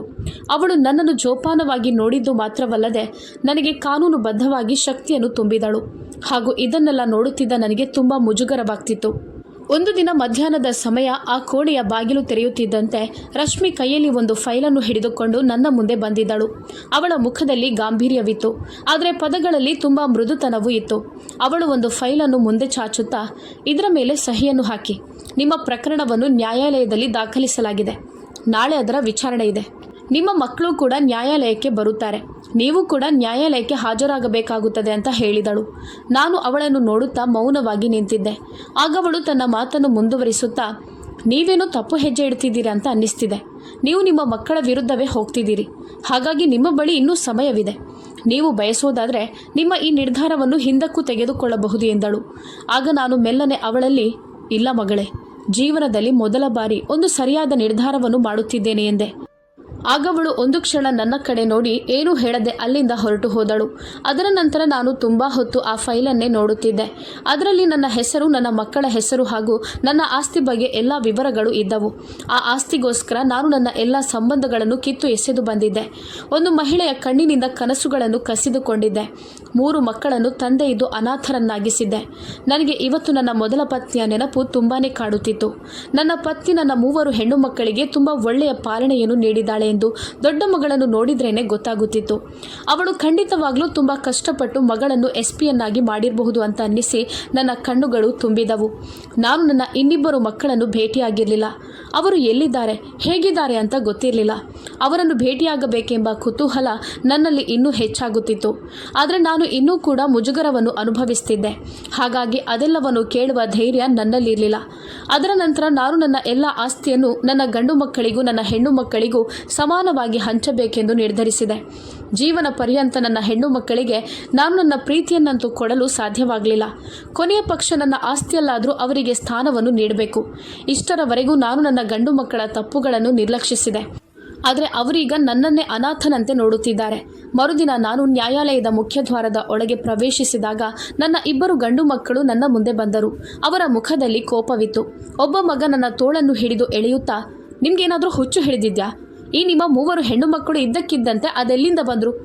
ನೀವು ಅವರಿಗೂ ಪಾಲನ್ನು ನೀಡುತ್ತೀರೆಂದು ಅದು ಹೇಗೆ ತೀರ್ಮಾನಿಸಿದ್ದೀರಿ? ಈ ರೀತಿ ಆಗಲು ನಾವು ಖಂಡಿತ ಬಿಡೋದಿಲ್ಲ. ನಮಗೆ ಪೂರ್ತಿ ಆಸ್ತಿ ಬೇಕು. ಒಂದು ವೇಳೆ ನೀವು ನಿಮ್ಮ ಮಕ್ಕಳಿಗೂ ಇದನ್ನು ಹಂಚಲು ಹೋದರೆ ನೆನಪಿರಲಿ, ನಾವು ನಿಮ್ಮನ್ನು ನ್ಯಾಯಾಲಯದ ಒಳಗಿನಿಂದಲೇ ಎಳೆದುಕೊಂಡು ಹೋಗುತ್ತೇವೆ ಅಂತ ದೊಡ್ಡ ಮಗ ಬೆದರಿಸಿದ. ನಂತರ ಅವರ ಸ್ವರ ಅಲ್ಲಿಗೆ ನಿಂತು ಹೋಯಿತು. ಯಾಕಂದರೆ ಎಲ್ಲರೂ ನಮ್ಮನ್ನೇ ನೋಡುತ್ತಿದ್ದರು. ಆದರೆ ಆ ಕ್ಷಣ ನನ್ನೊಳಗೆ ಮಾತ್ರ ವಿಚಿತ್ರವಾದ ಶಕ್ತಿಯು ಬಂದಿತ್ತು. ನಾನು ಅವರಿಬ್ಬರನ್ನು ನೋಡುತ್ತಾ, ನಾನು ಏನು ಮಾಡಲು ಹೊರಟಿದ್ದೇನೆಯೋ ಅದು ಸರಿಯಾಗಿಯೇ ಇದೆ. ನನ್ನ ಪ್ರೀತಿಯಿಂದ ನನ್ನ ಮಕ್ಕಳು ದೂರವಾಗಿದ್ದರೂ ನನ್ನ ಆಸ್ತಿಯಲ್ಲಿ ನಾನು ಅವರನ್ನು ದೂರ ಇಡುವುದಿಲ್ಲ. ಅವರು ಕೂಡ ನನ್ನದೇ ರಕ್ತ, ನಿಮ್ಮ ಹಾಗೆ ಎಂದೆ. ಈ ಮಾತನ್ನು ಕೇಳಿ ಅವರಿಬ್ಬರು ಬೆಂಕಿಯ ಉಂಡೆಯಂತೆ ಆಗಿದ್ದರು. ತಕ್ಷಣವೇ ನನ್ನ ಚಿಕ್ಕ ಮಗ ನನ್ನ ಕಾಲರನ್ನು ಹಿಡಿದುಕೊಂಡು, ನಿಮಗೆ ನಾಚಿಕೆಯಾಗುತ್ತಿಲ್ವಾ? ಇಡೀ ಜೀವನ ನಮ್ಮನ್ನೇ ಉತ್ತರಾಧಿಕಾರಿ ಅಂತ ಹೇಳುತ್ತಾ ಇದ್ದ ನೀವು ಈಗ ಇದ್ದಕ್ಕಿದ್ದಂತೆ ಬಂದ ಹೆಣ್ಣು ಮಕ್ಕಳನ್ನು ನಮಗಿಂತ ಹೆಚ್ಚಾಗಿ ಅರ್ಥ ಮಾಡಿಕೊಳ್ಳಲು ಪ್ರಯತ್ನಿಸ್ತಿದ್ದೀರಾ ಅಂತ ಕೇಳಿದ. ಇದನ್ನೆಲ್ಲ ನೋಡಿದ ನನ್ನ ಮಗಳು ತಕ್ಷಣವೇ ನನ್ನ ಹತ್ತಿರ ಬಂದು ಒಬ್ಬನನ್ನು ನನ್ನಿಂದ ದೂರ ತಳ್ಳಿ ಇನ್ನೊಬ್ಬನ ಕೆನ್ನೆಗೆ ಬಾರಿಸುತ್ತಾ, ಹೆತ್ತ ತಂದೆಯ ಕಾಲರನ್ನು ಹಿಡಿಯಲು ನಿಮಗೆ ನಾಚಿಕೆ ಆಗೋದಿಲ್ವಾ? ಇನ್ನೇನು ಮಾತನಾಡಲು ಇದೆಯೋ ಅದು ನ್ಯಾಯಾಲಯದ ಮುಂದೆನೇ ಆಗುತ್ತದೆ, ಒಳಗೆ ಹೋಗಿ ಅಂತ ತುಂಬ ಗಾಂಭೀರ್ಯವಾಗಿ ಹೇಳಿದಳು. ಅವರು ನನ್ನನ್ನು ದುರುಗುಟ್ಟಿ ನೋಡುತ್ತಾ ತುಂಬ ವೇಗವಾಗಿ ಒಳಗೆ ಹೋದರು. ನನ್ನ ಮಗಳ ಸಮವಸ್ತ್ರವು ಹೊಳೆಯುತ್ತಿತ್ತು. ಅವಳ ಕಣ್ಣುಗಳಲ್ಲಿ ತುಂಬಿದ ಕೋಪವು ನನಗೆ ಕಾಡುತ್ತಿದ್ದವು. ಹಾಗೂ ಅದನ್ನು ನೋಡಿ ನನ್ನ ಕಣ್ಣುಗಳಿಂದ ಕಣ್ಣೀರು ಹರಿಯುತ್ತಿತ್ತು. ಜೀವನ ಪರ್ಯಂತ ಮಗ ಮಗ ಅಂತ ಕರೆಯುತ್ತಿದ್ದ ಮಕ್ಕಳು ನಾನು ತಂದೆ ಎಂಬುದನ್ನೇ ಲೆಕ್ಕಕ್ಕೆ ತೆಗೆದುಕೊಂಡಿರಲಿಲ್ಲ. ಆದರೆ ಮಗಳು ನನಗೆ ಆಸರೆಯಾಗಿ ನಿಂತುಕೊಂಡಿದ್ದಳು. ಅವಳು ನನ್ನ ಹತ್ತಿರ ಬಂದು, ನಿಮಗೆ ಏನನ್ನಾದರೂ ಮಾತನಾಡಲು ಇದ್ರೆ ನ್ಯಾಯಾಲಯದಲ್ಲಿ ಮಾತನಾಡಿ, ನಾನು ನಿಮ್ಮ ಜೊತೆ ಇದ್ದೇನೆ ಎಂದಳು. ಅವಳ ಇವತ್ತಿನ ಸಮವಸ್ತ್ರದ ಕೆಳಗೆ ತುಂಬ ವರ್ಷಗಳಿಂದ ಅದುಮಿ ಇಡಲಾದಂಥ ಪ್ರೀತಿ ಎದ್ದು ಕಾಣುತ್ತಿದ್ದವು. ಎಲ್ಲರೂ ನ್ಯಾಯಾಲಯದಲ್ಲಿ ಒಟ್ಟಾಗಿ ಸೇರಿದ ಮೇಲೆ ಕಾನೂನಾತ್ಮಕವಾಗಿ ನಾನು ಆ ಒಂದು ಸಾಕ್ಷಿ ಪೆಟ್ಟಿಗೆಯಲ್ಲಿ ನಿಲ್ಲಬೇಕಾಗಿ ಬಂದಿತ್ತು. ನನ್ನ ಹೃದಯ ಜೋರಾಗಿ ಬಡಿಯುತ್ತಲೇ ಇತ್ತು. ಹಾಗೆ ಕಣ್ಣಲ್ಲಿ ಕಣ್ಣೀರು, ನಾಲಿಗೆಯ ಮೇಲೆ ಸತ್ಯವಿತ್ತು. ನಾನು ಹೇಳಿದೆ, ನನ್ನ ಹೆಸರು ಅವಿನಾಶ್ ವರ್ಮಾ. ನಾನು ನನ್ನ ಆಸ್ತಿಪಾಸ್ತಿಗಳನ್ನೆಲ್ಲ ನನ್ನ 2 ಗಂಡು ಮಕ್ಕಳ ಜೊತೆಗೆ ನನ್ನ 3 ಹೆಣ್ಣು ಮಕ್ಕಳಿಗೂ ಸಮಾನವಾಗಿ ನೀಡಬೇಕೆಂದಿದ್ದೇನೆ. ಇದು ನನ್ನ ನಿರ್ಧಾರ. ಹಾಗೆ ನಿರ್ಧಾರಕ್ಕೆ ನಾನು ಬದ್ಧನಾಗಿಯೂ ಇರುತ್ತೇನೆ ಎಂದೆ. ನ್ಯಾಯಾಲಯದಲ್ಲಿ ಮೌನವು ಆವರಿಸಿತು. ನನ್ನ ಗಂಡು ಮಕ್ಕಳ ಮುಖದಲ್ಲಿ ಆಶ್ಚರ್ಯ ಹಾಗೂ ಗೊಂದಲಗಳು ಎದ್ದು ಕಾಣುತ್ತಿದ್ದವು. ಬಹುಶಃ ನಾನು ನನ್ನ ಆಸ್ತಿಯಲ್ಲಿ ಹೆಣ್ಣು ಮಕ್ಕಳಿಗೂ ಪಾಲನ್ನು ಕೊಡುವ ನಿರ್ಧಾರ ಮಾಡಿರೋದ್ರಿಂದ ಆ ಸತ್ಯವನ್ನು ಒಪ್ಪಿಕೊಳ್ಳುವ ಶಕ್ತಿ ನನ್ನ ಗಂಡು ಮಕ್ಕಳಲ್ಲಿ ಇರಲಿಲ್ಲ. ಅಲ್ಲದೆ ಆ ಹೆಣ್ಣು ಮಕ್ಕಳನ್ನು ಯಾವತ್ತೂ ಸಹ ನಾನು ನನ್ನ ಪರಿವಾರ ಅಂತ ಭಾವಿಸಿಯೇ ಇರಲಿಲ್ಲ. ಆಗ ರಶ್ಮಿ ಎದ್ದು ನಿಂತು ನ್ಯಾಯಾಧೀಶರಿಂದ ಅನುಮತಿಯನ್ನು ಪಡೆಯುತ್ತಾ ತನ್ನ ಮಾತನ್ನು ಪ್ರಾರಂಭಿಸಿದಳು. ನ್ಯಾಯಾಧೀಶರೇ, ಈ ಕಟಕಟೆಯಲ್ಲಿ ನಿಂತಿರುವ ವ್ಯಕ್ತಿ ನಮ್ಮ ತಂದೆ. ಇವರು ಜೀವನದಲ್ಲಿ ತುಂಬ ತಪ್ಪುಗಳನ್ನು ಮಾಡಿದ್ದಾರೆ. ಅದರಲ್ಲಿ ಅತ್ಯಂತ ದೊಡ್ಡ ತಪ್ಪಂದರೆ ಇವರು ತಮ್ಮ ಹೆಣ್ಣು ಮಕ್ಕಳನ್ನು ಯಾವತ್ತೂ ಕೂಡ ತಮ್ಮ ರಕ್ತ ಎಂದು ತಿಳಿದುಕೊಳ್ಳಲಿಲ್ಲ. ಅವರನ್ನು ಪ್ರೀತಿಸಲಿಲ್ಲ. ಅವರನ್ನು ತನ್ನವರೆಂದು ಭಾವಿಸಲಿಲ್ಲ. ಆದರೆ ಇವತ್ತು ಇವರು ತಮ್ಮ ತಪ್ಪುಗಳನ್ನು ತಿದ್ದಲು ಬಯಸ್ತಿದ್ದಾರೆ. ಹಾಗಾಗಿ ನಾನವರನ್ನು ಗೌರವಿಸುತ್ತೇನೆ. ಯಾಕಂದರೆ ಮನುಷ್ಯ ಎಡವಿ ಬಿದ್ರೇನೆ ಅವನಿಗೆ ಅವನ ತಪ್ಪಿನ ಅರಿವಾಗೋದು. ಆದರೆ ನನಗೂ ನನ್ನ ತಂಗಿಯಂದಿರಿಗೂ ಇವರ ಆಸ್ತಿಪಾಸ್ತಿಯ ಮೇಲೆ ಯಾವುದೇ ಸಂಬಂಧವಿಲ್ಲ. ನನ್ನ ತಾಯಿ ಅಪ್ಪನ ಆಸರೆ ಇಲ್ಲದೇನೆ ನನ್ನನ್ನು ಹಾಗೂ ನನ್ನ ತಂಗಿಯಂದಿರನ್ನು ಚೆನ್ನಾಗಿಯೇ ಬೆಳೆಸಿದ್ದಾರೆ. ನನ್ನ ಒಬ್ಬಳು ತಂಗಿ ಡಾಕ್ಟರ್, ನಾನು SP ಹಾಗೂ ನನ್ನ ಚಿಕ್ಕ ತಂಗಿ ಟೀಚರ್ ಆಗಿದ್ದಾರೆ. ನಾವು 3 ಸಮಾಜದಲ್ಲಿ ಒಳ್ಳೆಯ ಸ್ಥಾನದಲ್ಲಿಯೂ ಹಾಗೂ ನಮ್ಮನ್ನು ನಾವು ನೋಡಿಕೊಳ್ಳುವಷ್ಟು ಸಮರ್ಥರಾಗಿಯೂ ಇದ್ದೇವೆ. ಹಾಗಾಗಿ ನಮಗೆ ಇವರ ಯಾವುದೇ ಆಸ್ತಿಪಾಸ್ತಿಗಳ ಮೇಲೆ ಯಾವುದೇ ಆಸಕ್ತಿಯೂ ಇಲ್ಲ. ಅದು ನಮಗೆ ಬೇಕಾಗಿಯೂ ಇಲ್ಲ. ನಾನು ಈ ಮಾತನ್ನು ನಿಮ್ಮ ದಾಖಲೆಗಳಲ್ಲಿ ಸೇರಿಸಲು ಬಯಸುತ್ತೇನೆ. ನಮಗೆ ಯಾವ ಭಾಗವೂ ಬೇಕಾಗಿಲ್ಲ ಎಂದಳು. ಆಗ ನ್ಯಾಯಾಧೀಶರು, ಯಾಕೆ, ಇದು ನಿಮ್ಮ ಹಕ್ಕಲ್ಲವೇ ಅಂತ ಕೇಳಿದರು. ಆಗ ರಶ್ಮಿ ತಲೆ ಎತ್ತಿ, ಹೆಣ್ಣು ಮಕ್ಕಳು ಕೂಡ ಆಸ್ತಿಪಾಸ್ತಿಯಲ್ಲಿ ಸಮಾನವಾದ ಹಕ್ಕನ್ನು ಹೊಂದಿರ್ತಾರೆ. ಅದೇ ರೀತಿ ಹೆಣ್ಣು ಮಕ್ಕಳು ಗೌರವಕ್ಕೂ ಹಾಗೂ ಪ್ರೀತಿಗೂ ಅರ್ಹರಾಗಿರ್ತಾರೆ. ನಮ್ಮ ತಂದೆಯವರು ನಮ್ಮ ಅಮ್ಮನಿಗೆ ವಿಚ್ಛೇದನವನ್ನು ನೀಡಿ ಅವರನ್ನು ಬಿಟ್ಟು ಹೋದರೂ ಕೂಡ ನಮ್ಮ ಅಮ್ಮ ತಮ್ಮ ಜೀವನದುದ್ದಕ್ಕೂ ತಂದೆಯನ್ನು ಗೌರವಿಸಬೇಕೆಂದು ಕಳಿಸಿಕೊಟ್ಟಿದ್ದಾರೆ. ಹಾಗೆ ಉತ್ತಮ ಸಂಸ್ಕಾರವನ್ನು ನೀಡಿ ನಮ್ಮನ್ನು ಸತ್ಯ ಹಾಗೂ ಒಳ್ಳೆಯತನದ ಹಾದಿಯಲ್ಲಿ ನಡೆಸಿದ್ದಾರೆ. ಅದೂ ಅಲ್ಲದೆ ನನ್ನ ತಂದೆಯವರು ನಮಗೆ ಏನನ್ನೂ ಮಾಡಲಿಲ್ಲ ಎಂಬ ಒಂದು ಯೋಚನೆಯನ್ನೇ ನನ್ನ ಅಮ್ಮ ನಮ್ಮ ಮನಸ್ಸಲ್ಲಿ ತುಂಬಲಿಲ್ಲ. ಇದೇ ಕಾರಣದಿಂದಾಗಿ ನಾನು ಹಾಗೂ ನನ್ನ ತಂಗಿಯಂದರು ಇಂದಿನವರೆಗೂ ನಮ್ಮ ಅಪ್ಪನನ್ನು ದ್ವೇಷಿಸಲಿಲ್ಲ. ಅವರ ಮೇಲೆ ನಮಗೆ ಯಾವುದೇ ರೀತಿಯ ಕೋಪನೂ ಇಲ್ಲ. ಆದರೆ ನಾವು ನಮ್ಮ ತಂದೆ ಇಲ್ಲದೆ ತುಂಬ ಕಷ್ಟಪಟ್ಟು ಜೀವನವನ್ನು ಸಾಗಿಸಿದ್ದೇವೆ. ಈಗ ನಮ್ಮ ಅಪ್ಪ ಈ ರೀತಿ ತಲೆ ತಗ್ಗಿಸಿ ನಿಲ್ಲೋದು ನನ್ನಿಂದ ನೋಡಲು ಸಾಧ್ಯವಾಗ್ತಿಲ್ಲ. ಅದಲ್ಲದೆ ನನ್ನ ಅಮ್ಮ ಈ ಪ್ರಪಂಚದಲ್ಲಿ ಈಗ ಇಲ್ಲದಿದ್ದರೂ ಅವರು ಕಲಿಸಿದಂಥ ಒಂದೊಂದು ಪದಗಳು ನಮ್ಮ ಹೃದಯದಲ್ಲಿ ಹಾಗೆ ಅಚ್ಚಳಿಯದಂತೆ ಉಳಿದಿವೆ ಎಂದಳು. ಅವಳ ಮಾತು ಕೇಳಿ ನನಗೆ ಕಣ್ಣೀರು ಬಂದಿತ್ತು ಹಾಗೂ ನನ್ನ ದೇಹದಲ್ಲೆಲ್ಲ ಏನೋ ಕರೆಂಟ್ ಚಲಿಸಿದಂತೆ ಆಗಿತ್ತು. ನಾನು ಅಲ್ಲೇ ಕಟಕಟೆಯಲ್ಲಿ ನಿಂತುಕೊಂಡು ಅಳುತ್ತಿದ್ದೆ. ಇಡೀ ನ್ಯಾಯಾಲಯವು ಮೌನವಾಗಿತ್ತು. ನಾನು ಕೈ ಮುಗಿದು ಎಲ್ಲರ ಎದುರು ನನ್ನ ಮಗಳಲ್ಲಿ ಕ್ಷಮೆಯನ್ನು ಕೇಳುತ್ತಾ, ಮಗಳೇ, ನಾನು ನಿಮಗೂ ನಿಮ್ಮ ಅಮ್ಮನಿಗೂ ತುಂಬ ಕೆಟ್ಟದ್ದನ್ನು ಮಾಡಿದ್ದೇನೆ. ಹಾಗಾಗಿ ನನ್ನನ್ನು ಕ್ಷಮಿಸು ಅಂತ ಕೇಳಿಕೊಂಡೆ. ಆಗವಳು, ಅಪ್ಪ, ನಾನು ನಿಮ್ಮನ್ನು ಕ್ಷಮಿಸಿದ್ದೇನೆ. ಹಾಗೆ ನನ್ನ ತಂಗಿಯಂದಿರಿಗೂ ನಿಮ್ಮ ಮೇಲೆ ಯಾವ ದೂರುಗಳೂ ಇಲ್ಲ ಎಂದಳು. ನನ್ನ 2 ಗಂಡು ಮಕ್ಕಳ ಮುಖದ ಮೇಲೆ ಮುಜುಗರವಿತ್ತು. ಯಾವ ಆಸ್ತಿಗೋಸ್ಕರ ಅವರು ಜಗಳವಾಡುತ್ತಿದ್ರೋ ಅದಕ್ಕಿಂತ ದೊಡ್ಡದು ಬೇರೆ ಏನೋ ಇದೆ ಎಂದು ಅವರಿಗೆ ಅರಿವಾಗಿತ್ತು. ನನ್ನ ಮಗಳು ವಿಶಾಲ ಹೃದಯವನ್ನು ಹೊಂದಿದವಳಾಗಿದ್ದಳು. ಹೀಗೆ ನ್ಯಾಯಾಲಯವು ನನ್ನ ಪರವಾಗಿ ತೀರ್ಪನ್ನು ನೀಡುತ್ತಾ ಕಾನೂನುಬದ್ಧವಾಗಿ ನನ್ನ ಆಸ್ತಿಪಾಸ್ತಿಯಿಂದ ನನ್ನ ಗಂಡು ಮಕ್ಕಳನ್ನು ಹೊರಗಿಡಲಾಗಿತ್ತು ಹಾಗೂ ಅವರಿಗೆ ಎಷ್ಟು ಪಾಲು ಸಿಗಬೇಕೋ ಅಷ್ಟಕ್ಕೆ ಅವರು ಹಕ್ಕುದಾರರಾಗಿದ್ದರು. ಹಾಗೂ ಉಳಿದ ಆಸ್ತಿಗೆಲ್ಲ ರಶ್ಮಿ ಮೇಲ್ವಿಚಾರಕಲಾಗಿರಬೇಕೆಂದು ಕೋರ್ಟ್ ತೀರ್ಮಾನವನ್ನು ನೀಡಿತ್ತು. ನ್ಯಾಯಾಲಯದಿಂದ ಹೊರಡುವ ಹೊತ್ತಿಗೆ ನನ್ನ ಹೃದಯ ಹಗುರವಾಗಿತ್ತು. ಆದರೆ ರಶ್ಮಿಯ ಬಾಯಿಯಿಂದ ಅಪ್ಪ ಅಂತ ಹೇಳಿಸಿಕೊಳ್ಳಲು ಹೃದಯ ಹಾತೊರೆಯುತ್ತಿತ್ತು. ಹಲವು ವರ್ಷಗಳ ಹಿಂದೆ ನಾನು ನನ್ನ ಕೈಯಾರೆ ನನ್ನ ಸುಖಿ ಕುಟುಂಬವನ್ನು ಹಾಳು ಮಾಡಿದ್ದೆ. ಬಹುಶಃ ನನ್ನ ಹೆಣ್ಣು ಮಕ್ಕಳು ತಿರುಗಿ ನನಗೆ ಸಿಕ್ಕಿದರೆ ನನಗೆ ಆಗ ನಿಜವಾದ ಯಶಸ್ಸು ಸಿಗುತ್ತಿತ್ತು. ಆದರೆ ಆ ಸಮಯ ಇನ್ನೂ ಬಂದಿರಲಿಲ್ಲ ಎಂದು ನನಗೆ ತಿಳಿದಿತ್ತು. ಕೇವಲ ಆಸ್ತಿಪಾಸ್ತಿಗೆ ವಾರಿಸುದಾರರಾಗಿ ಗಂಡು ಮಕ್ಕಳು ಮಾತ್ರವಲ್ಲದೆ ಹೆಣ್ಣು ಮಕ್ಕಳು ಸಹ ಆಗಬಹುದೆಂದು ನನಗೆ ಸರಿಯಾಗಿ ಅರ್ಥವಾಗಿತ್ತು. ನ್ಯಾಯಾಲಯವು ನನ್ನ ಪರವಾಗಿ ತೀರ್ಮಾನವನ್ನು ನೀಡಿ ಎಲ್ಲ ಆಸ್ತಿಪಾಸ್ತಿಯು ಕಾನೂನಾತ್ಮಕವಾಗಿ ಹಿಂತಿರುಗಿ ನನ್ನ ಕೈಗೆ ಬರುವ ಹಾಗೆ ಮಾಡಿತ್ತು. ಆದರೂ ನನ್ನ ಹೃದಯದಲ್ಲಿ ಯಾವುದೇ ಗೆಲುವಿನ ಅಹಂಕಾರವಿರಲಿಲ್ಲ. ಕೇವಲ ಒಂಟಿತನ ಮಾತ್ರವಿತ್ತು. ನಾನು ಎಲ್ಲವನ್ನೂ ಗೆದ್ದು ಸಹ ಸೋತಿದ್ದೆ. ನಾನು ವಕೀಲರನ್ನು ಕರೆಯಿಸಿ ತಕ್ಷಣವೇ ಕಾಗದ ಪತ್ರಗಳನ್ನು ತಯಾರಿಸಿದೆ. ನನ್ನ ಜಮೀನು ಹಾಗೂ ಉಳಿದಂಥ ಆಸ್ತಿಪಾಸ್ತಿಗಳನ್ನು ಎಲ್ಲರಿಗೂ ಸಮಾನವಾಗಿ ಹಂಚುತ್ತಾ ಪ್ರತಿಯೊಬ್ಬರ ಹಕ್ಕುಗಳನ್ನು ಬೇರೆ ಬೇರೆ ಕಾಗದ ಪತ್ರದ ಮೇಲೆ ಬರೆಯಿಸಿದೆ. ನನ್ನ ಹೆಣ್ಣು ಮಕ್ಕಳು ನನ್ನ ನಿರ್ಧಾರದ ಮೇಲೆ ಆಶ್ಚರ್ಯಗೊಂಡಿದ್ದರು. ಬಹುಶಃ ನಾನು ಯಾವ ಪರಿಸ್ಥಿತಿಯಲ್ಲಿ ಇದ್ದೇನೆ ಎಂದು ಅವರಿಗೆ ಈಗ ಸರಿಯಾಗಿ ಅರ್ಥವಾಗಿತ್ತು. ನಾನು ಮನೆಯ ಕಾಗದ ಪತ್ರಗಳ ಮೇಲೆ ಸಹಿಯನ್ನು ಹಾಕುತ್ತಾ ಗಂಡು ಮಕ್ಕಳಲ್ಲಿ ಹೇಳಿದೆ, ನೀವಿಬ್ಬರು ಇದೇ ಮನೆಯಲ್ಲಿರಿ. ಈ ಮನೆಯನ್ನು ನಿಮ್ಮಿಬ್ಬರ ಹೆಸರಿಗೆ ವರ್ಗಾಯಿಸುತ್ತಿದ್ದೇನೆ. ನಾನು ಎಲ್ಲಿ ಬೇಕಾದರೂ ಇರುತ್ತೇನೆ. ನೀವೆಲ್ಲ ಸಂತೋಷವಾಗಿರಿ ಎಂದೆ. ಆಗ ಅವರ ಮುಖದ ಮೇಲೆ ಸಂತೋಷವು ಎದ್ದು ಕಾಣುತ್ತಿತ್ತು. ಕೊನೆಗೆ ಅವರು ಇಷ್ಟಪಟ್ಟಂತೆ ಎಲ್ಲವೂ ಆಗುತ್ತಿತ್ತು. ಯಾಕಂದರೆ ಅವರ ತಂದೆ ಅವರಿಂದ ದೂರ ಹೋಗುತ್ತಿದ್ದಾರೆ ಎಂದು ಅವರಿಗೆ ಗೊತ್ತಿರಲಿಲ್ಲ. ಆದರೆ ಅವರು ಅವರ ತಂದೆ ದೂರ ಹೋಗಲಿ ಅಂತಾನೆ ಬಯಸ್ತಿದ್ದಾರೆ ಎಂಬುದು ನನಗೆ ಗೊತ್ತಾಗಿತ್ತು. ಅಷ್ಟೇ ಅಲ್ಲದೆ ನನ್ನ ಪತ್ನಿಗೂ ಈ ಮಾತಿನ ಮೇಲೆ ಯಾವ ಒಂದು ವಿಷಾದವೂ ಇರಲಿಲ್ಲ. ಹಾಗೂ ನಾನು ಸಹ ಇನ್ನು ಮುಂದೆ ಅವರೊಂದಿಗೆ ಯಾವುದೇ ಒಂದು ರೀತಿಯ ಒತ್ತಾಯದ ಸಂಬಂಧವನ್ನು ಮುಂದುವರಿಸಲು ಬಯಸಲಿಲ್ಲ. ಯಾವ ಒಂದು ಆಸ್ತಿಗೋಸ್ಕರ ಅವರು ನನ್ನನ್ನು ಕಾಲಿನ ಕಸಕ್ಕಿಂತ ಕಡೆಯಾಗಿ ನೋಡಿದ್ರೋ ಅಂಥವರೊಂದಿಗೆ ಇರಲು ನನ್ನ ಹೃದಯ ಒಪ್ಪಲಿಲ್ಲ. ಆದರೆ ಹೃದಯದ ಗೂಡಲ್ಲಿ ರಶ್ಮಿ ಒಮ್ಮೆ ಬಾಯಿ ತುಂಬ ಅಪ್ಪ ಅಂತ ಕರೆಯಲಿ ಎಂಬ ಆಸೆ ಹೆಚ್ಚಾಗುತ್ತಲೇ ಇತ್ತು. ಆದರೆ ಆ ದಿನ ಯಾವತ್ತೂ ಬರಲ್ಲ ಅಂತ ನನಗೆ ಅನ್ನಿಸ್ತಿತ್ತು. ನ್ಯಾಯಾಲಯದ ಹೊರಗೆ ಬಂದಾಗ ನಾನು ಅವಳ ಕಾರಿನಲ್ಲಿ ಅವಳ ಜೊತೆ ಮೌನವಾಗಿ ಕುಳಿತಿದ್ದೆ. ಸ್ವಲ್ಪ ಸಮಯದ ನಂತರ ನಾವು ಪೊಲೀಸ್ ಸ್ಟೇಷನ್ಗೆ ತಲುಪಿದಾಗ ರಶ್ಮಿ ಮೆಲ್ಲನೆ ಅಪ್ಪ ಅಂತ ಕರೆದಳು. ಆಗ ಆ ಪದ ಕೇಳುತ್ತಲೇ ನನ್ನ ಹೃದಯಕ್ಕೆ ಅಂಟಿದಂಥ ಗಾಯಗಳು ಒಮ್ಮೆಲೆ ಮಾಯವಾದವು. ನಾನು ತಕ್ಷಣವೇ ಅವಳ ಕಡೆ ನೋಡಿದೆ.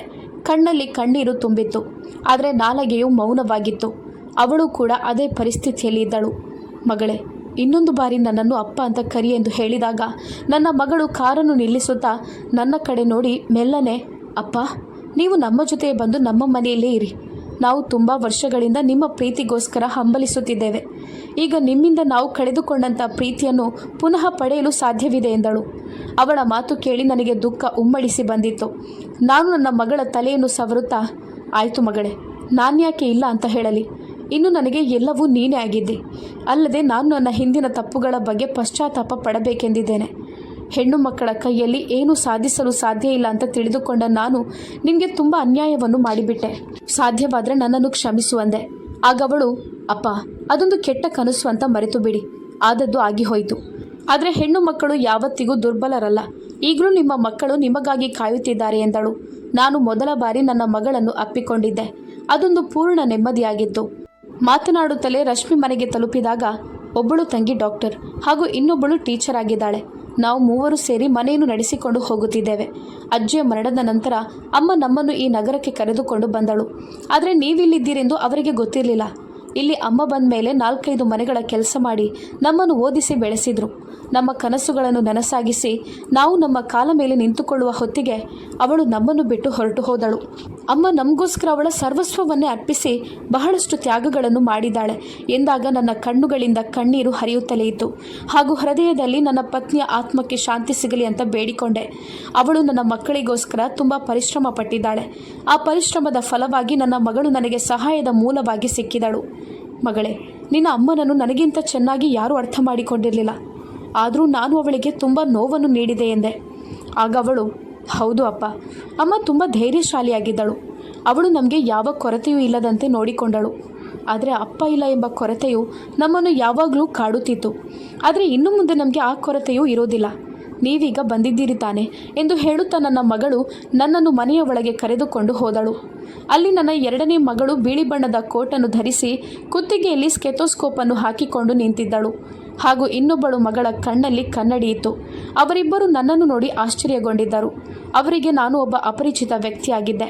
ಆಗ ರಶ್ಮಿ ಮುಂದೆ ಬಂದು ಇವರು ನಮ್ಮ ಅಪ್ಪ ಎಂದಾಗ ಅವರಿಬ್ಬರು ಓಡುತ್ತಾ ನನ್ನ ಹತ್ತಿರ ಬಂದು ನನ್ನನ್ನು ಅಪ್ಪಿಕೊಂಡಿದ್ದರು. ನಾವು 4 ಮಂದಿ ಅಪ್ಪಿಕೊಂಡು ಬಿಕ್ಕಿ ಬಿಕ್ಕಿ ಅಳುತ್ತಿದ್ದೆವು. ಈಗ ನನ್ನ 2ನೇ ಮಗಳು, ಅಪ್ಪ, ನೀವು ಮನೆಗೆ ಬಂದ್ರಾ?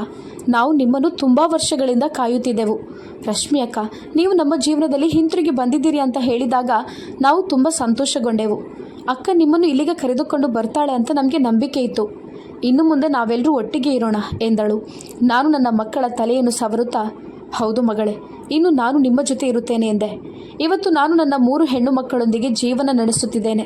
ನನಗೆ ನನ್ನ ಗಂಡು ಮಕ್ಕಳ ನೆನಪು ಬರುತ್ತಿಲ್ಲ. ನನ್ನ 3 ಹೆಣ್ಣು ಮಕ್ಕಳು ಗಂಡು ಮಕ್ಕಳಂತೆ ನನ್ನನ್ನು ತುಂಬ ಕಾಳಜಿಯಿಂದ ನೋಡಿಕೊಳ್ಳುತ್ತಿದ್ದಾರೆ. ಆದರೂ ನಾನು ಇವತ್ತಿಗೂ ತುಂಬ ಮುಜುಗರ ಪಡುತ್ತಾ ಆಗಾಗ ಅವರೊಂದಿಗೆ ಕ್ಷಮೆ ಕೇಳುತ್ತಿರುತ್ತೇನೆ.